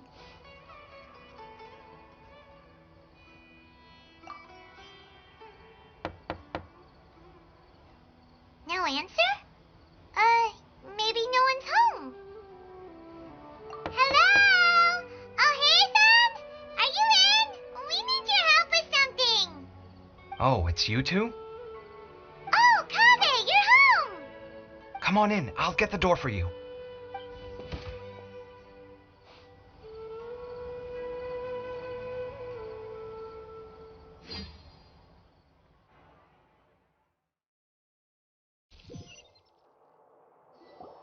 We didn't hear a peep when we first knocked. We thought no one was home. Well, I can't be too careful. If someone from the academia came here looking for Alhaitham, and I opened the door for them without thinking, before long the whole city would know that I'm living here. You're pretty conscientious about this, huh? So, what happens if someone comes inside looking for him while you're at home? It's fine, as long as I stay in my own room. Anyway, why would someone just barge in here looking for him? Most people have better things to do. Fair enough. So do you know where he is at the moment? What do you think? Who knows what he does in his free time? All that matters to me is that he's out of the house. I wouldn't call it that. He's just incapable of saying anything pleasant at all. I told him how the second round went. I won the lot draw, remember? Because of good karma, of course. My luck's on the rise. But him, being him... You wouldn't believe what he said after I was done talking! You're always quick to remind me that you're my upperclassman, and yet you do not problem solve in the manner becoming of an upperclassman. This begs the question of why we attach prestige to seniority at all. What does he mean, manner becoming of an upperclassman? What, am I supposed to earn the title of upperclassman now? And he didn't stop there. He said, I'd encourage you to reflect on why you've ended up having to rely on luck every round. Frankly, it's incomprehensible to me how you've managed to make it to this age without acknowledging the proverbial elephant in the room of your life. Yeah, that does sound like something Alhaitham would say. I've had it with him. Every time I talk to him, it's the same way. He finds a way to infuriate me every single time. Anyway, the disdain is very much mutual between us, so I'll be moving out as soon as possible. I'm actually packing my things right now. He'll have to get used to doing his own cleaning and tidying from now on. See those perfectly hung paintings on the walls? They're coming with me too. If his life wasn't utterly devoid of artistic sensibility already, it certainly will be after today. Wait, you're moving out already? But the competition isn't even over yet. How can you afford it? Well, obviously I can't just yet. I'm just packing early to get ahead of the game. I've got my new place picked out already. The moment I have my hands on the prize money, I'm going to buy it and move my things right in. It'll take me 3 days tops to move out of here for good. I now know what I have to do to achieve this goal. No matter what happens in the third round, I will win. I will emerge triumphant. You'll see. Well, we'll be rooting for you. But are you sure you'll be alright? In what way? Layla said that she thinks you'll get caught up in internal conflict.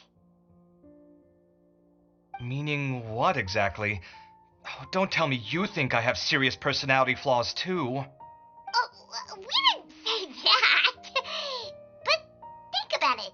You say you want to win, but you also turned Faruzan down when she offered to give you her points.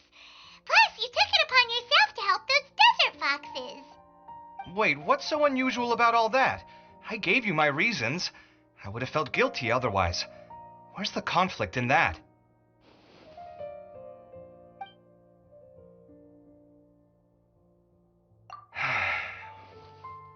Well, when you put it like that, yes, why indeed? It's a good question.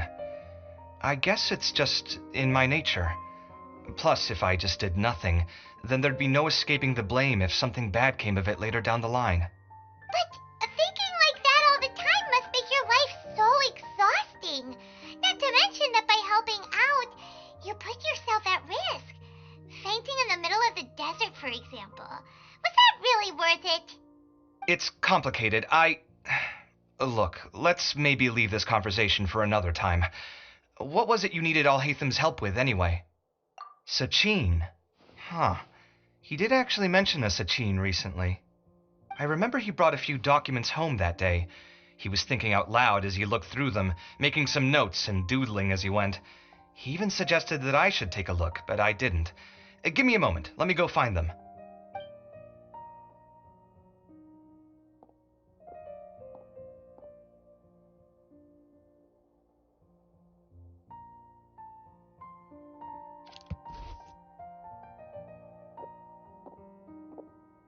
Ah, this is the one. Here, take it. You sure he'd be okay with this? With taking liberties? He's certainly okay with helping himself to my beer whenever he pleases. And anyway, he did ask me if I wanted to read his notes. I didn't see the point at the time, so he just left them on the side. He doesn't leave documents lying around unless he's okay with other people reading them. It's fine, I promise. Cool, if you say so. Okay, let's see what he's got on Sachin.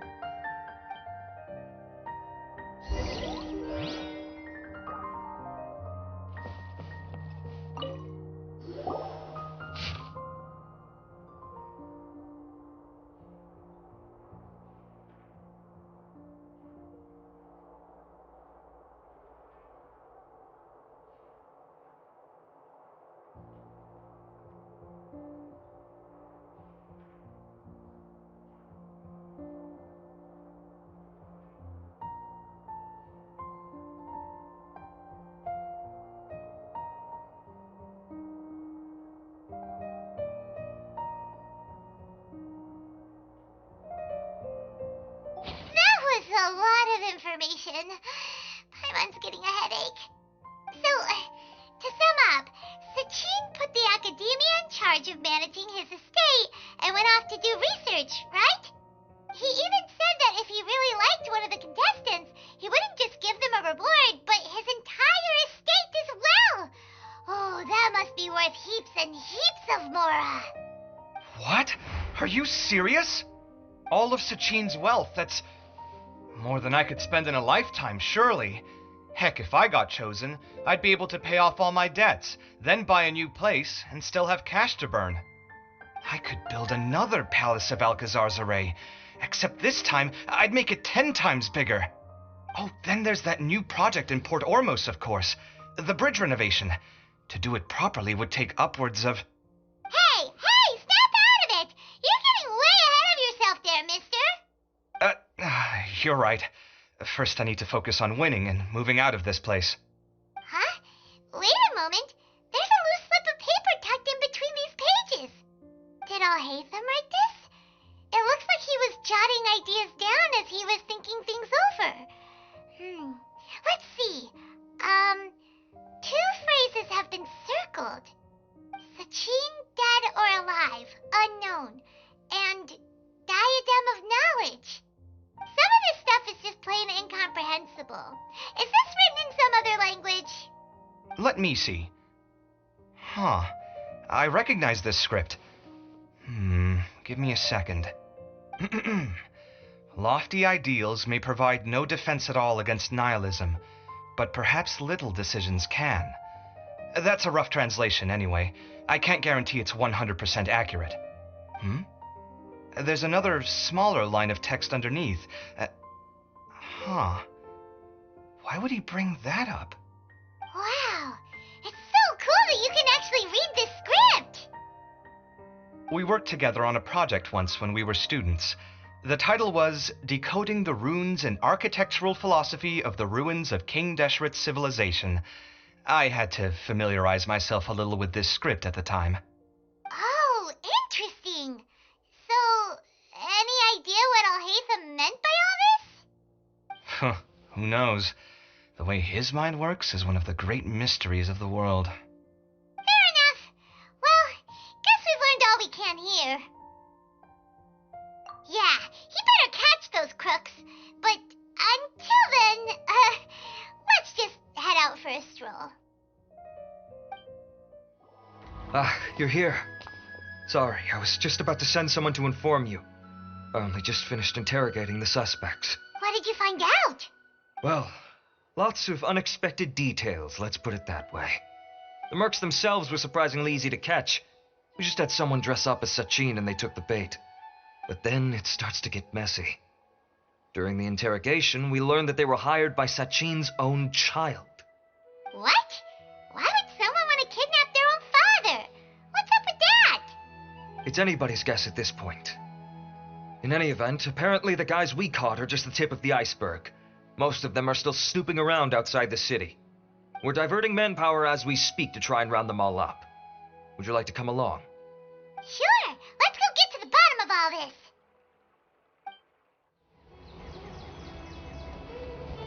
Arav, are you sure this is the right place? Something feels off. I'm positive.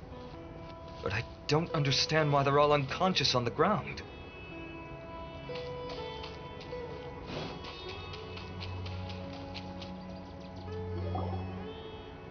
Boss, we got more company.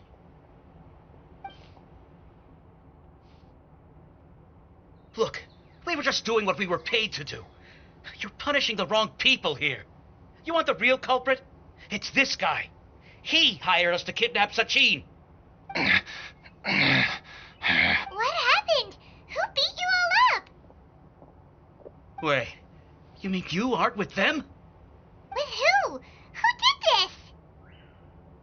First there was this flying brat. Didn't bother asking any questions, just started throwing punches. After that, some guy wearing green came along and interrogated us for a bit. I've got the confirmation I needed. This is the one who masterminded this whole plot. Jawani, Sachin's son. If you have any questions for him, now's your chance to ask them. When you're done, I'm arresting them all and taking them back to the academia for further interrogation. So why did you hire people to kidnap Sachin? What do you think? 20 years ago, he upped and left to go and live a carefree life, not giving a second thought for my welfare. As if that's not bad enough already, he went and put his entire fortune in the care of the academia, along with a contract saying that one day he'd pass it all on to a genius he admired. That's my inheritance. By rights. You expect me to sit back and watch it go to someone else? If he won't give me what's mine, I'll just have to take it from him. Of course. Didn't he say he would be here somewhere, watching the championship from the shadows? So, I figured I'd get some people to nab him. Then I make him change the contract. And if the academia doesn't agree to hand over the goods, I make him publicly announce that I'm his chosen genius. No, the old fart knows how to stay hidden. I'll give him that. He's probably cooped up somewhere watching all this go on and laughing to himself. I already thought he'd gone mad 20 years ago. And who knows what a madman's truly capable of. Diadem of Knowledge? You mean that thing he donated to the academia? Well, I can tell you that it's very expensive. He sold a lot of assets to purchase it back in the day. Weird things started happening after he brought it home, too. For example, sometimes we'd hear a high-pitched voice coming from the storage room. Also, before donating it to the academia, he once shut himself in that same storeroom and researched it non-stop for days. Something was already seriously wrong with him by that point. Nothing he did shocked me. What do you mean, something wrong with him? I only have a vague memory of it, since I was very young at the time. But I have the impression that he went out into the desert for research and didn't return for many years. When he finally did return, he was a changed person. He would mumble incomprehensibly and write essays day and night. I asked if I could see what he'd written, but he chased me out of the room. Later, he went out somewhere and took his written essays with him. When he got back, he signed his contract with the academia. Part of me wonders whether he'd already stopped being my father by that point. Perhaps the man we called Sachin was a demon from the desert who was wearing his skin. Okay, you can stop now. You're creeping Paimon out. You can believe me or not. Doesn't matter to me. I told you all I know. But if you do see Sachin, tell him this for me. Whatever it is that he's researching out there, he'll always be garbage in my eyes. You finished? In that case, come with us. Well, we finally caught the guy behind all this. Thanks for providing us with the critical information. Do you still have any lingering concerns? Yeah! Al-Haytham's notes do mention that item. Scribe Al-Haytham looked into this matter. Understood. Well, if you believe there to be an issue with the diadem, I'd suggest contacting the organizers and getting them to pause the competitions while we investigate. That makes sense. Okay then, let's get back to the venue. We need to tell Karina what's going on. Karina! You're finally back. Where have you been? I looked everywhere for you. The third round's already started. We were out capturing some bad guys who wanted to kidnap Sachin. But that's not important right now. We think there might be something wrong with the Diadem of Knowledge, and we'd like to investigate it. The diadem? That seems unlikely. The Diadem of Knowledge has been used in every extravaganza over the last 2 decades, always without incident. Why has this come up now? This is pretty serious. Let me think. Okay, here's the situation. The diadem is currently in Mount Ima Forest. We moved it there before the third round began. In the third round, contestants have to go into Mount Ima Forest, find the diadem, bring it back, and place it on the stand. The first person to do this gets 4 points. Considering how close the scores are between our contestants, whoever wins this round is very likely to be the winner of the whole competition. As such, I suspect competition to be very fierce. You might not make it in time. I'll mark the diadem's location for you. Please head there immediately. Let's hope nothing happens. All right, let's go. That's weird. The locator stopped working. Is the forest interfering with it? Ugh. Let's just go grab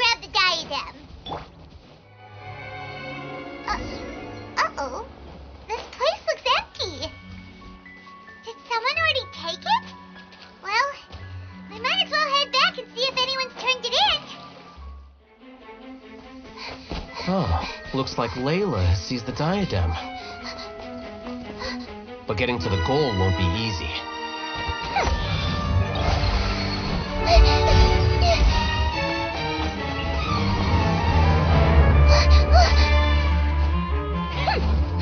That guy enters the fray.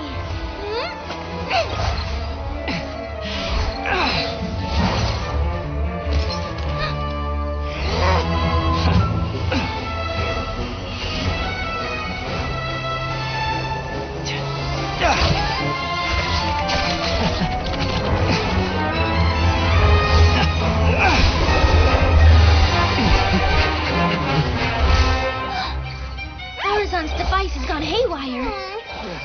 The competition is heating up. Oh. And here's Kaveh bringing up the rear.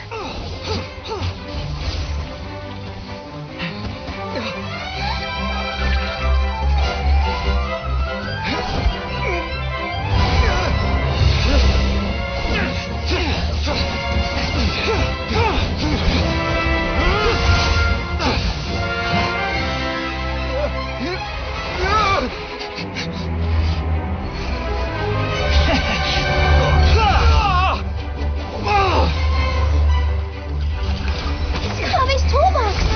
Throwing the diadem to its owner.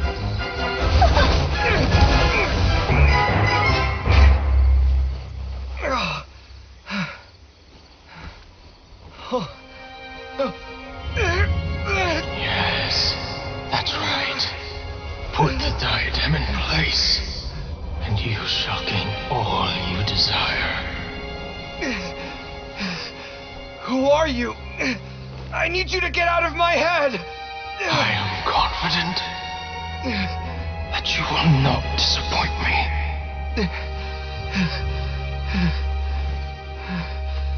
What just happened to me?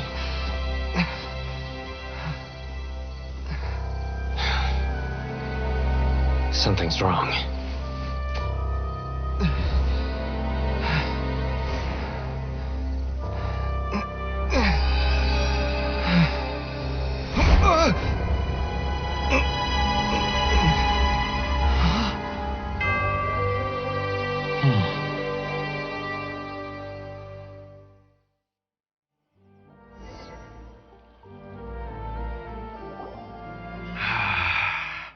At long last, someone to inherit my estate, and with it, my research. Come, Kaveh. Come to me, my child. How do you know my name? Who are you? I am Sachin. Well, to be precise, I am but a fragment of Sachin's mind. Fate is a curious thing. Seeing you reminds me of another I once met. But you are made of sterner stuff than he, more cognizant of the trials and tribulations of this world. It is you who are worthy to inherit all that I once owned. We meet for the first time, children. But what I mean to say now is of utmost importance. So please, pay attention and bear witness. You have all performed outstandingly in this Interdarshan championship. The Academia has many rare talents among its ranks, and you are the creme of the creme. But if I were to choose a successor, I would choose you, Kaveh. Not only because you were victorious, but also due to our similarities in character.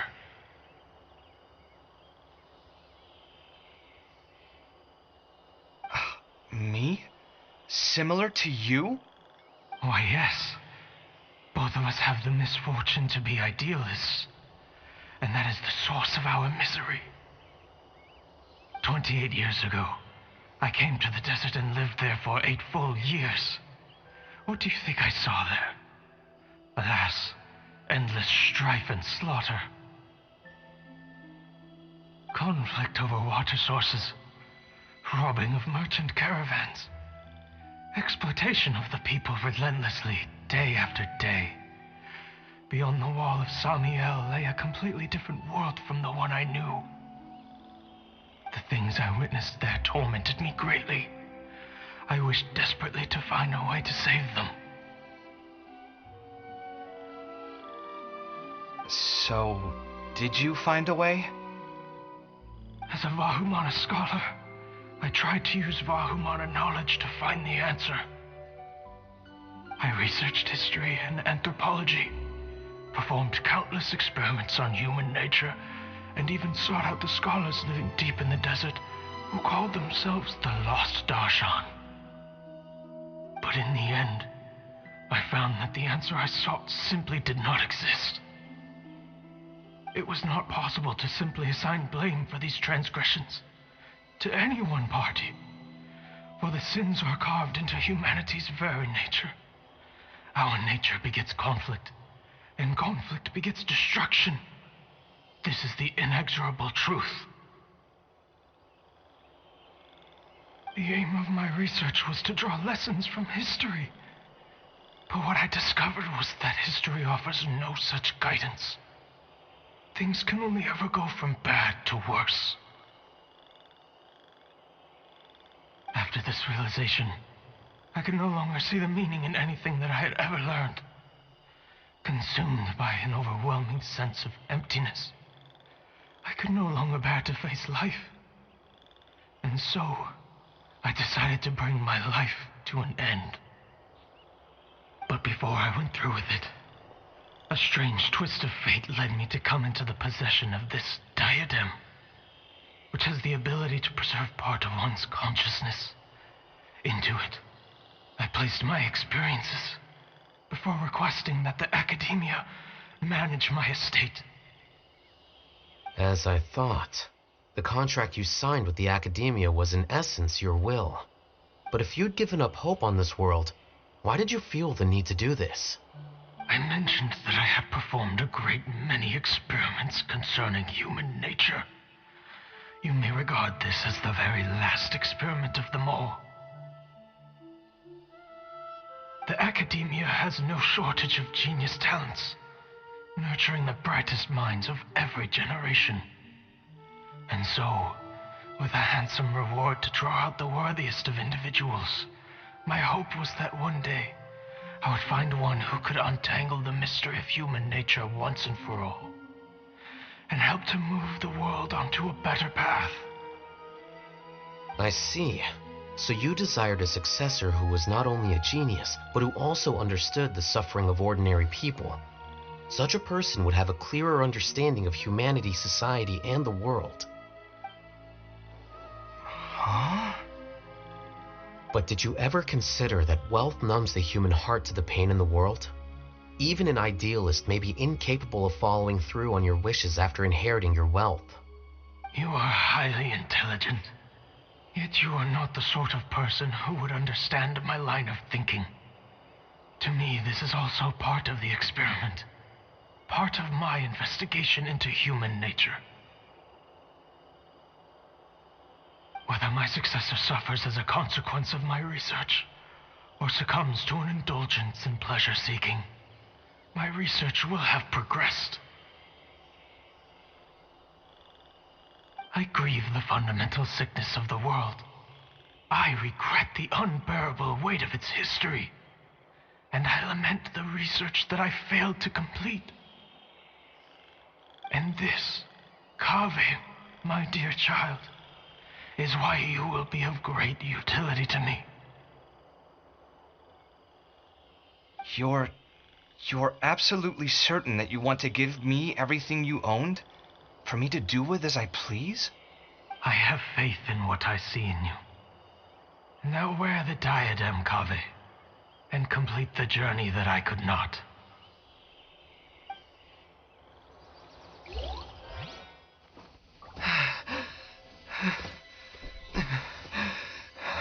Will the verdict I reached cause you suffering, or will this newfound wealth numb your heart? I look forward to your answer. All of my research materials are being stored at our... I've heard enough! My life's enough of a mess already. The last thing I need is more suffering. Keep your Mora. I don't need it. Didn't you say that you saw a lot of people in pain? Well, if that's the case, then your wealth can go to them.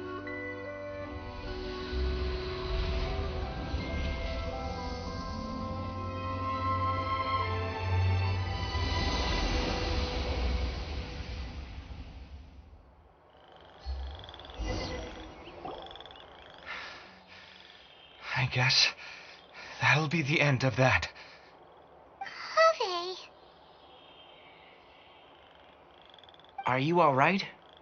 Any physical discomfort? I'm fine. Thanks, Tainari. Don't worry about me.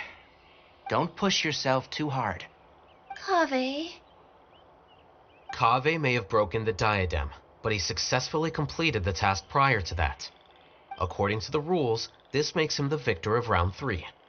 Points-wise, this also makes him the winner of the Interdarshan Championship. As the champion and Sachin's personally designated successor, Kaveh has obtained the rights to inherit the entirety of his estate. For the avoidance of doubt, can you confirm that it is your intention to donate all of Sachin's wealth? Like I said, he thought that the world is a bad place. Well then, let's use what he left behind to change it for the better. Rejecting the world will achieve nothing. He and I, we're not the same. All right. As the scribe, I will make a record of this incident on file. The sages will contact you in person for details on how exactly Sachin's estate is to be used. That sounds fine. I don't know if his research findings were right, nor would I know how to finish his research for him. But what I do know is that by ending this here, no contestants will have to suffer. We won't be the last. There will be more championships to come, and countless future scholars will follow in our footsteps. Sachin's words can only cause pain, but not anymore. No one else has to hear them now. We're all scholars here. I know full well that shutting down his views like this is autocratic and arrogant. Fine by me. I'll bear that responsibility. It's the least I can do. And, well, it's the only thing I can do. Well said. What you've expressed is a sense of justice and idealism that many aspire to, but few dare follow through with. I say this despite the fact that, in my view, it's quite ridiculous. You have long been aware of what your flaws are, but your pride alone prevents you from admitting it. Nevertheless, your perspective is well suited to appearing in a victory speech. Contestant Kaveh, on behalf of the organizing committee, it is my honor to congratulate you on your victory. What? Please, I don't need your insincere praise. Anyway, this isn't the time or place for debates. Keep your commentary focused on the competition, not my views. Congratulations, Kaveh. Also, you'll need to prepare for the award ceremony. Thank you all for your excellent performance. And that brings this year's Interdarshan Championship to a close.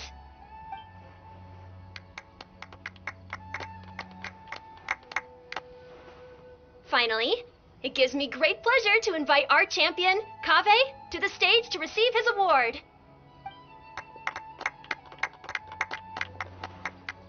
Typically at this point, we would crown our champion with the diadem as well as presenting them with their award.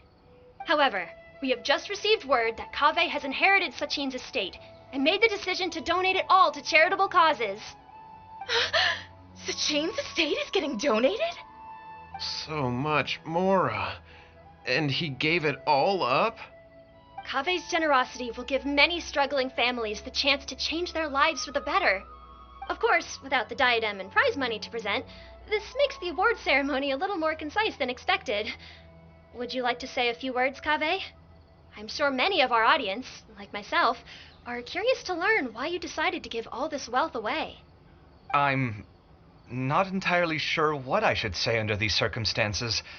I'm glad to have won, even though I'd say luck played a big part in that. As for why I want to give the Mora away, I don't support Sachin's views, and I don't want to take his Mora. With a lot of things in life, people need to experience them for themselves. It shouldn't be up to one person to make a judgment on. Not him, and not me either. Anyway, this isn't really the time and place for such weighty and complicated topics. So, I guess that's all. I'll leave it there. Thanks very much. Oh, Kaveh, just one moment. While this is a short and sweet award ceremony, we do still have a prize to present you with. Please take this limited edition Genius Invocation TCG card. Additionally, your champion status will be logged in your record. This means that the Sages will give priority consideration to any future project proposals you submit. All right, I'll take the card. But as for project proposals, forget it. In that case, I declare the award ceremony over. Let's give our champion Kaveh one last big round of applause.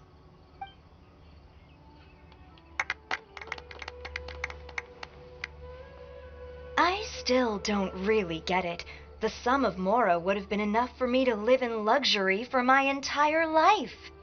That just means you're not strange enough to understand the way that geniuses think. Come on, we've still got the whole Wisdom Gala to explore.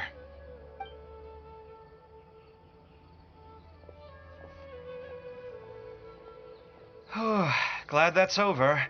I think I'm quite good at giving speeches, but this one was just so tiring. Do you mean that you're still exhausted from the competition? Honestly, you don't look happy at all, but whatever else happened, you're the champion, you know? Don't you think you should be proud of that? I suppose. Oh, wait. Sino said he wanted the card, didn't he? And now I have it, right here. So you're gonna give it to him? But if it's a rare one, you should be able to make a tidy sum of more off it. Why would I do that? It's of no use to me whatsoever. I may as well just give it to him. Could you pass it on to him for me when you next see him? Whoa! This is a super big deal. You should do it yourself. Come on, let's go find Sino.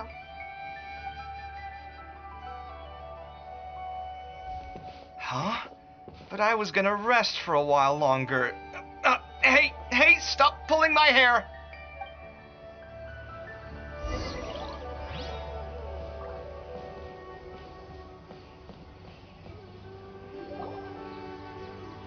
What you looking at, Sino? I'm still thinking about the Sachin issue. What brings you here? Well, they gave me this limited edition Genius Invocation card, and I figured you'd have more use for it than I. But it's a limited edition. Are you sure you want to give it to me? What else would I do with it? I have no use for it. But it's limited edition. Kaveh, are you in trouble? You don't have to do all this.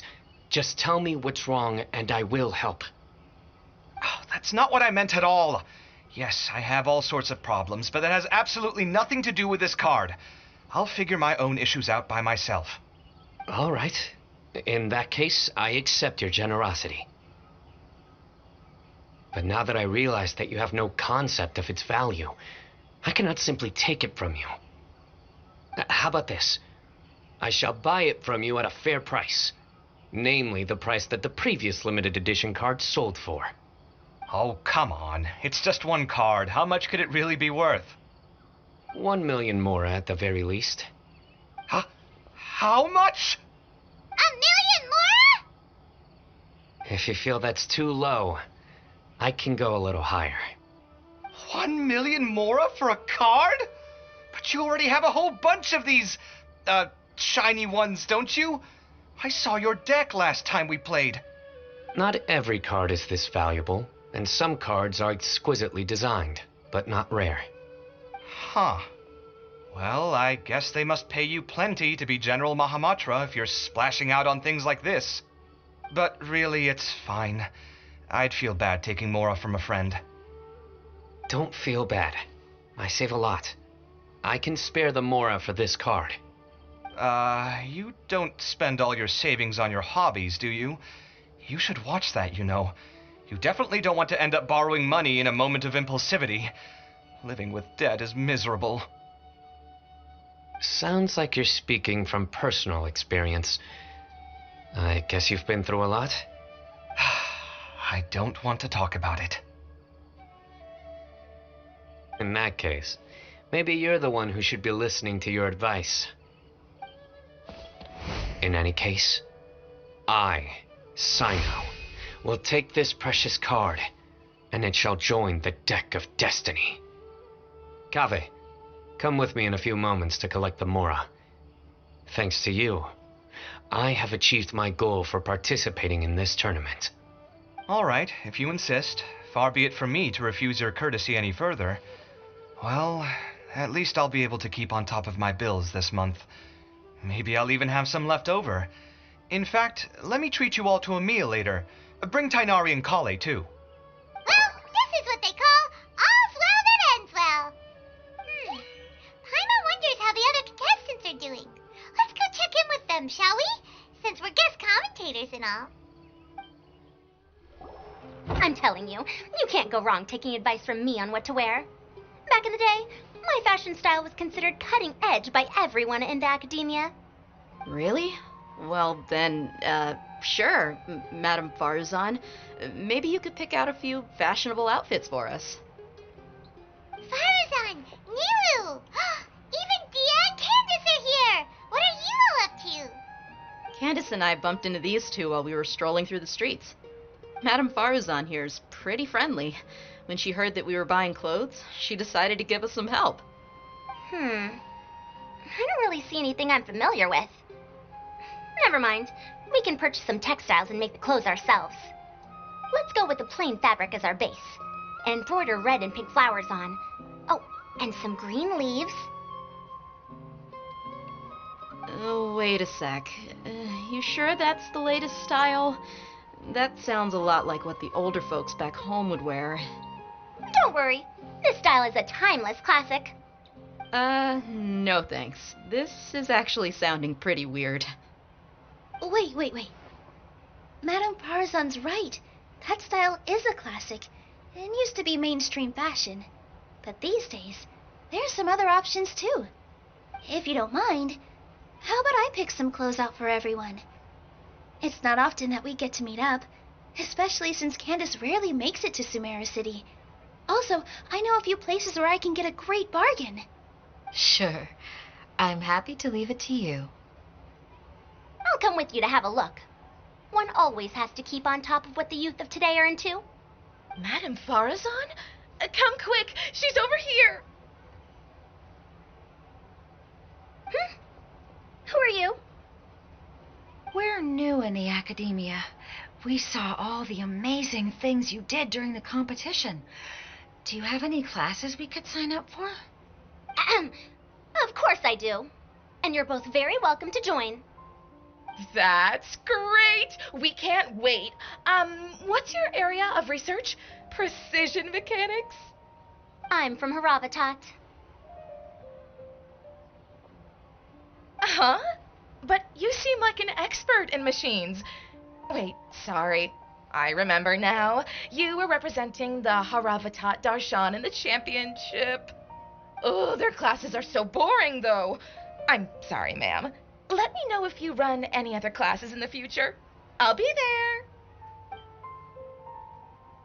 there. I knew it. What about you? Aren't you going to leave with your friend?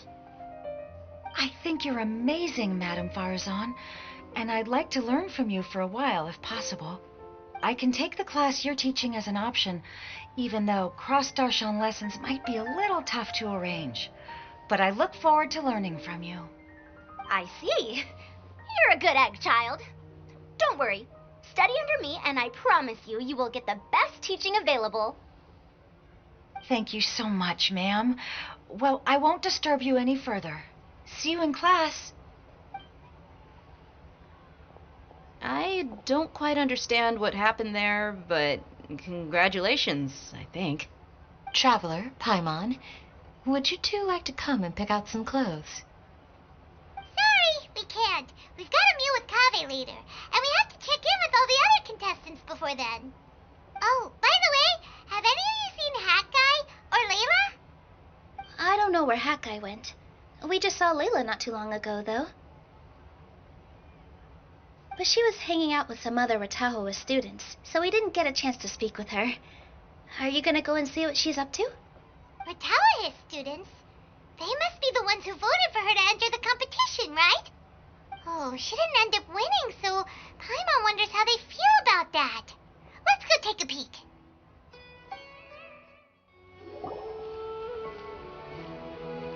I'm sorry, everyone.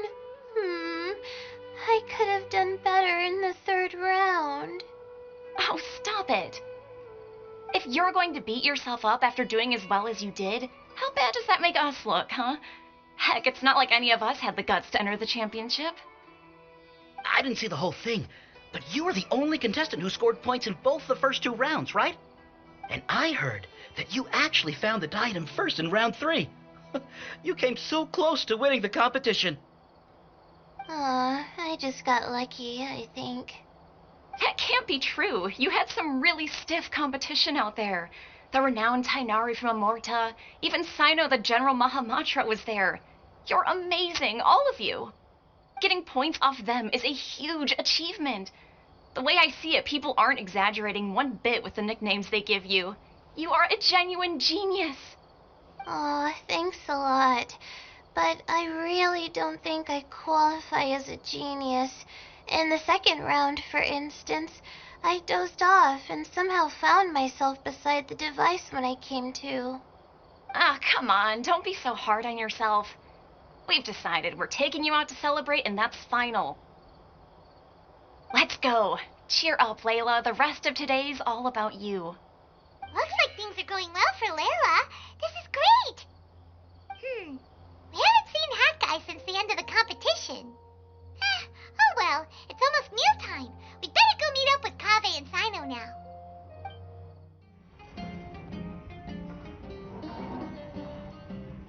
Are you sure you have enough to cover this?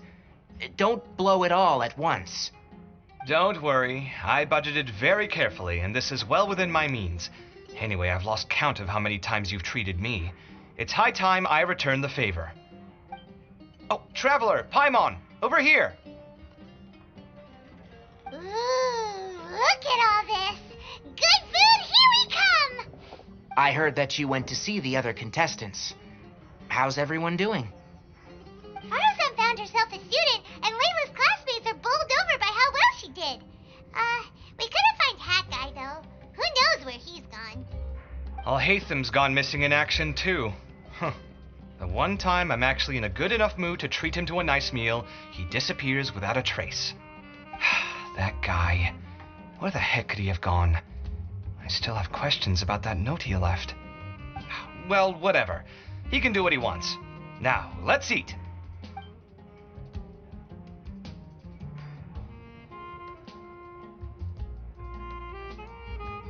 You shocked me a little when you hurled the diadem to the ground.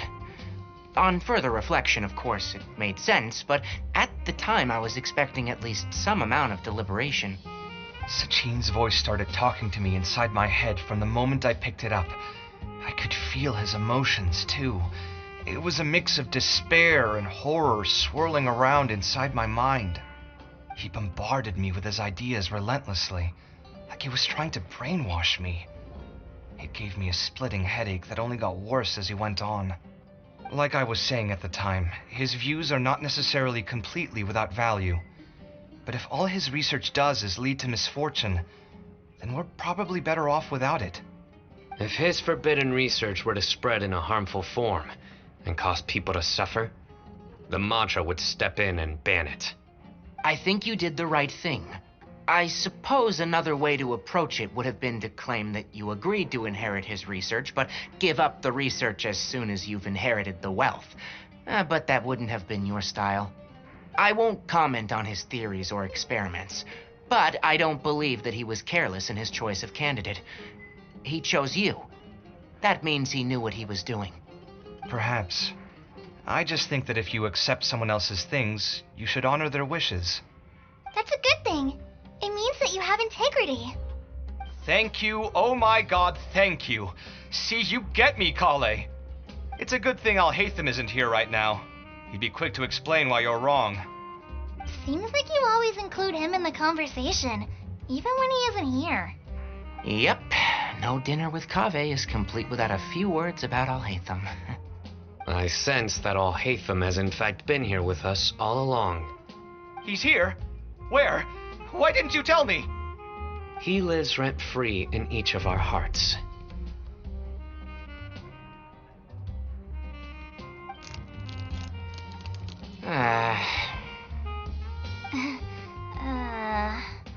Oh, that was horrifying. It literally sent chills down my spine. Good thing you didn't say that before we started eating. That would have killed the mood in a heartbeat. All right, enough about Alhaitham. Tainari, did you achieve what you wanted out of the championship? I did, in the first round, in fact. Word of mouth proved very effective. I spoke to a handful of people, they told their friends, and so on. Now, a record number of people have signed up to attend the next lecture. Oh, are you free next month? You should come along, maybe even say a few words. About what? I don't know the first thing about anything Amorta-related. Just play to your strengths. For instance, you could talk about the distinguishing features of rainforest architecture, or ask everyone not to chop down too many trees the next time they're building a house. Oh, well, that's no problem. Sure, I'll make time. Has everyone had enough to eat?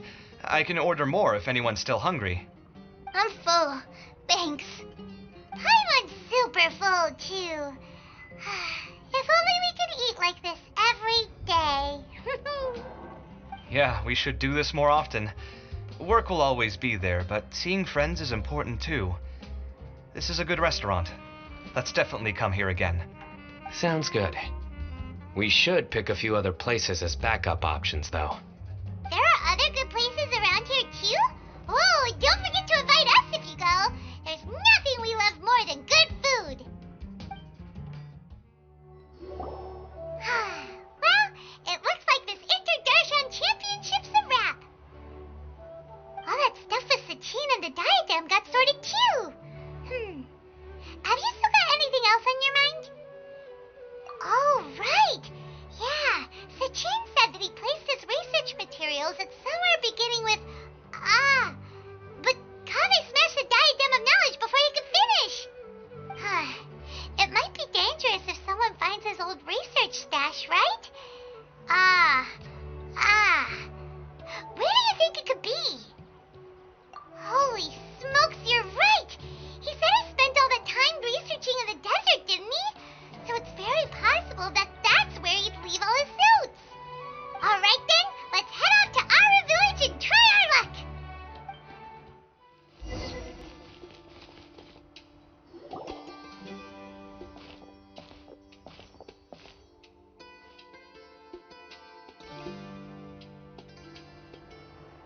Didn't expect to run into you here. Oh, hey, Thumb. What are you doing here? And what are you reading? Are those? Sachin's notes? Yes. I came across his profile while I was organizing some documents and became interested in his research. If it wasn't for that, I never would have agreed to being a commentator. I had a hunch after seeing the fragment of his mind, and sure enough, I came here and found his research. Wait! So, you've read it already? Are you alright? How do you feel? I think you may have misunderstood something. The reason Sachin chose that architect to inherit his research was that only he could really empathize with both the calamity and the humanity that these notes seek to convey.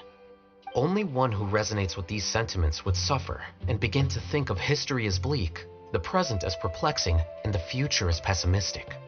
Empathy is a double-edged sword. Clearly, I am not the same sort of person as Sachin was. Empaths have many friends, and their wide social circle comes with certain societal advantages. But this also makes it hard for them to achieve their goals. Why's that? All important things in life involve other people. As such, it's extremely difficult to live a life that causes no harm whatsoever to others. If you really want to achieve your goals, you have to be prepared to make enemies along the way. Not everyone can deal with that reality. And that reality is like the material here. Objective, heavy, negative. But At the end of the day, for all these experiment results and conclusions, it's just one person's perspective, Sachin's. So, what are your thoughts now that you've read it? As a scholar, Sachin was without a doubt a genius. He laid the blame for the darkness in the world squarely on humanity, experimented extensively with reliable results, and drew logical conclusions. In that sense, one might say his views were correct. So, people are bad? And things can only ever get worse? All of that's true? That is not a question for me to answer. Someone else will arrive shortly. You can ask them instead. All I will say is that the world is not built on correctness alone. Sometimes, being correct means nothing at all. Lofty ideals may provide no defense at all against nihilism, but perhaps little decisions can. By their own choice, the idealist seeks to bring happiness to all while denying themselves the same. Thus, they shall never reach even the borders of truth until they wipe away the ignorance that blinds them. I've never been able to agree with certain philosophies. Even Sachin himself struggled to comprehend the notion of sacrificing oneself for the greater good. But sadly, all viewpoints will find their supporters, and the way we see the world largely decides our fates. Alright then, I got what I came for. These research materials are yours to look after. I'll be off. Wait, so you came here just to read this stuff? You missed out on a big get-together, you know. A get-together? Ah, yes, that makes sense. This is a good opportunity for that sort of thing. Guess what? Kame treated everyone this time. Then I'm sure he packed up the leftovers for me. See ya. And there he goes. Well, it seems like he really wasn't affected by this research. He said that someone else would answer our questions. Who do you think that'll be?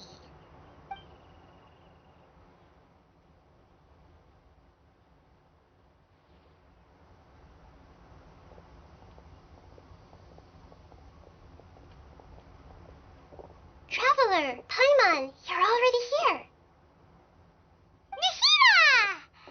Oh, and that guy. Wait, so you asked him to take part in the championship? Yes, it was me. Are you surprised? Did you know that there was something wrong with the diadem from the start? And if so, why didn't you switch it out for another one? Because Sachin's research is not mistaken. He spent his entire life researching this topic, and these materials are a result of that. These are the crystallization of his wisdom. Yes, I was worried that the material might cause some disruption, but I didn't want to wipe away all his hard work searching for the truth. So instead, I had Hat Guy here help me keep an eye on things. Seriously? I think you can stop calling me that now. Why? Don't you like it? Well, anyway, if Sachin's chosen successor hadn't been able to handle his research, or if it had brought pain to more people, he would have intervened at a suitable moment. And after all that, the person Sachin chose turned his nose up at his life's work. Pretty hilarious. I was also hoping that this could be an opportunity for you to learn how to interact with people normally. But it looks like that didn't work out. That wasn't necessary. I'm still paying you back for your help. And the last thing I need is more reasons to be indebted to you. Nita, what did you mean by Sachin's research is not mistaken? Does that mean that you approve of his research? Put it this way instead. Truth to me is like a shroom boar. Some people only see the mushroom on the shroom boar's back, and they conclude that the shroom boar is a mushroom. Others see only the shroom boar's body, and they declare that the shroom boar is a boar. Still others look deeper inside, and determine that the shroom boar is meat. These conclusions are all correct in their own way, but none of them objectively describe the shroom boar. Paimon Also not really. The world is the same way. No one, not even I included, can understand it in its entirety. All of us are somewhere on the path toward truth. Within the confines of our limited knowledge, some may blindly believe in the beauty of this world, and others may focus only on its evils. In truth, the most important thing isn't what state the world is in now, but what people hope it will become. But of course, I don't mean that as a criticism or a call to action. Ultimately, my duty as the God of Wisdom is to guide every form of wisdom to a place where it can find its purpose. That was a long speech. So what are you actually going to do with these research materials? Because Kaveh, as the successor of this research, does not wish to see these ideas disseminated, I will seal it up. But even though Sachin's research could be considered negative wisdom, it is still a building block of the truth. If someone wishes to follow in his footsteps in the future, I will not stop them. I also look forward to the day that a member of the Vahumana Darshan can not only comprehend his theories, but also find a way out from the despair as well. Vahumana doesn't have that kind of talent. Wait, you're not intending to keep me in Vahumana long term, are you? I don't remember signing up to become a scholar. Don't you think I'm useful enough to you as a prisoner? Oh boy, here we go again. You think so? Well, to that, I would say that in Sumeru, even prisoners have a right to an education. I hope that your studies in Vahumana will help you deal with your own fate and learn how best to settle old debts from your past. I will review your final thesis myself. I'm expecting great things from you, Mr. Hat Guy.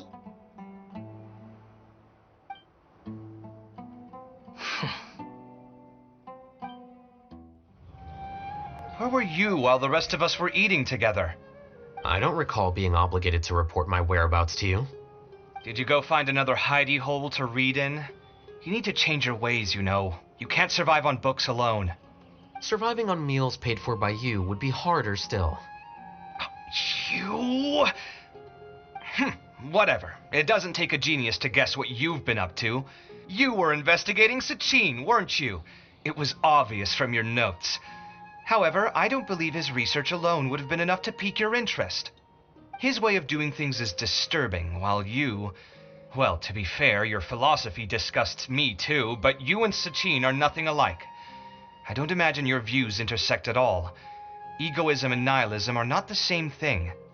My personal interests aside, Sachin's legacy is not entirely meaningless. He conducted experiments on a great scale and left his findings behind. Also, thanks for the compliment, but I'm actually just passing through. I didn't come here for the conversation. Well, not this one at least. What do you mean? What topic of conversation could be more sacred among scholars than the exploration of differing philosophies? Well, based on what I've learned, Sachin and his disturbing way of doing things, as you put it, is very likely to have met your father 20 years ago. What did you say?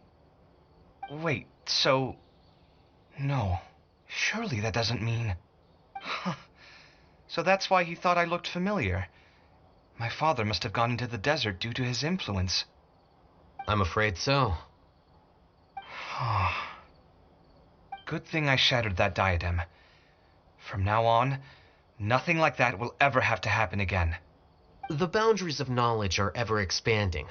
Someone else will inevitably pick up the same line of research one day, and Vahumana regards it as a reasonable research direction. Oh, not this again. Even if you're right and people are bound to fall into the same intellectual traps, things won't necessarily go the same way again next time. You have to admit that the actions of one individual don't always predict the behavior of the group, and vice versa. Take Sachin, for instance. He's quite an anomaly. And so is the one who stopped him. You. Conflicts of this nature are indeed exceptional, but it will occur again in the future. You said it yourself. The actions of one individual cannot predict the behavior of a whole group. You know that not everyone would have chosen as you did. Even so, I stand by my views. You can forget about trying to convince me. That's fine. We've been arguing over this for years, and I don't hold any hope of you understanding. The issue we're debating has long since moved on from who's right and who's wrong. Thanks for letting me know all this. What? I said, thanks for letting me know. Hey, stop acting like you didn't hear me. You're doing this on purpose, aren't you? They say that earnest thanks should be given thrice, so one more time, please.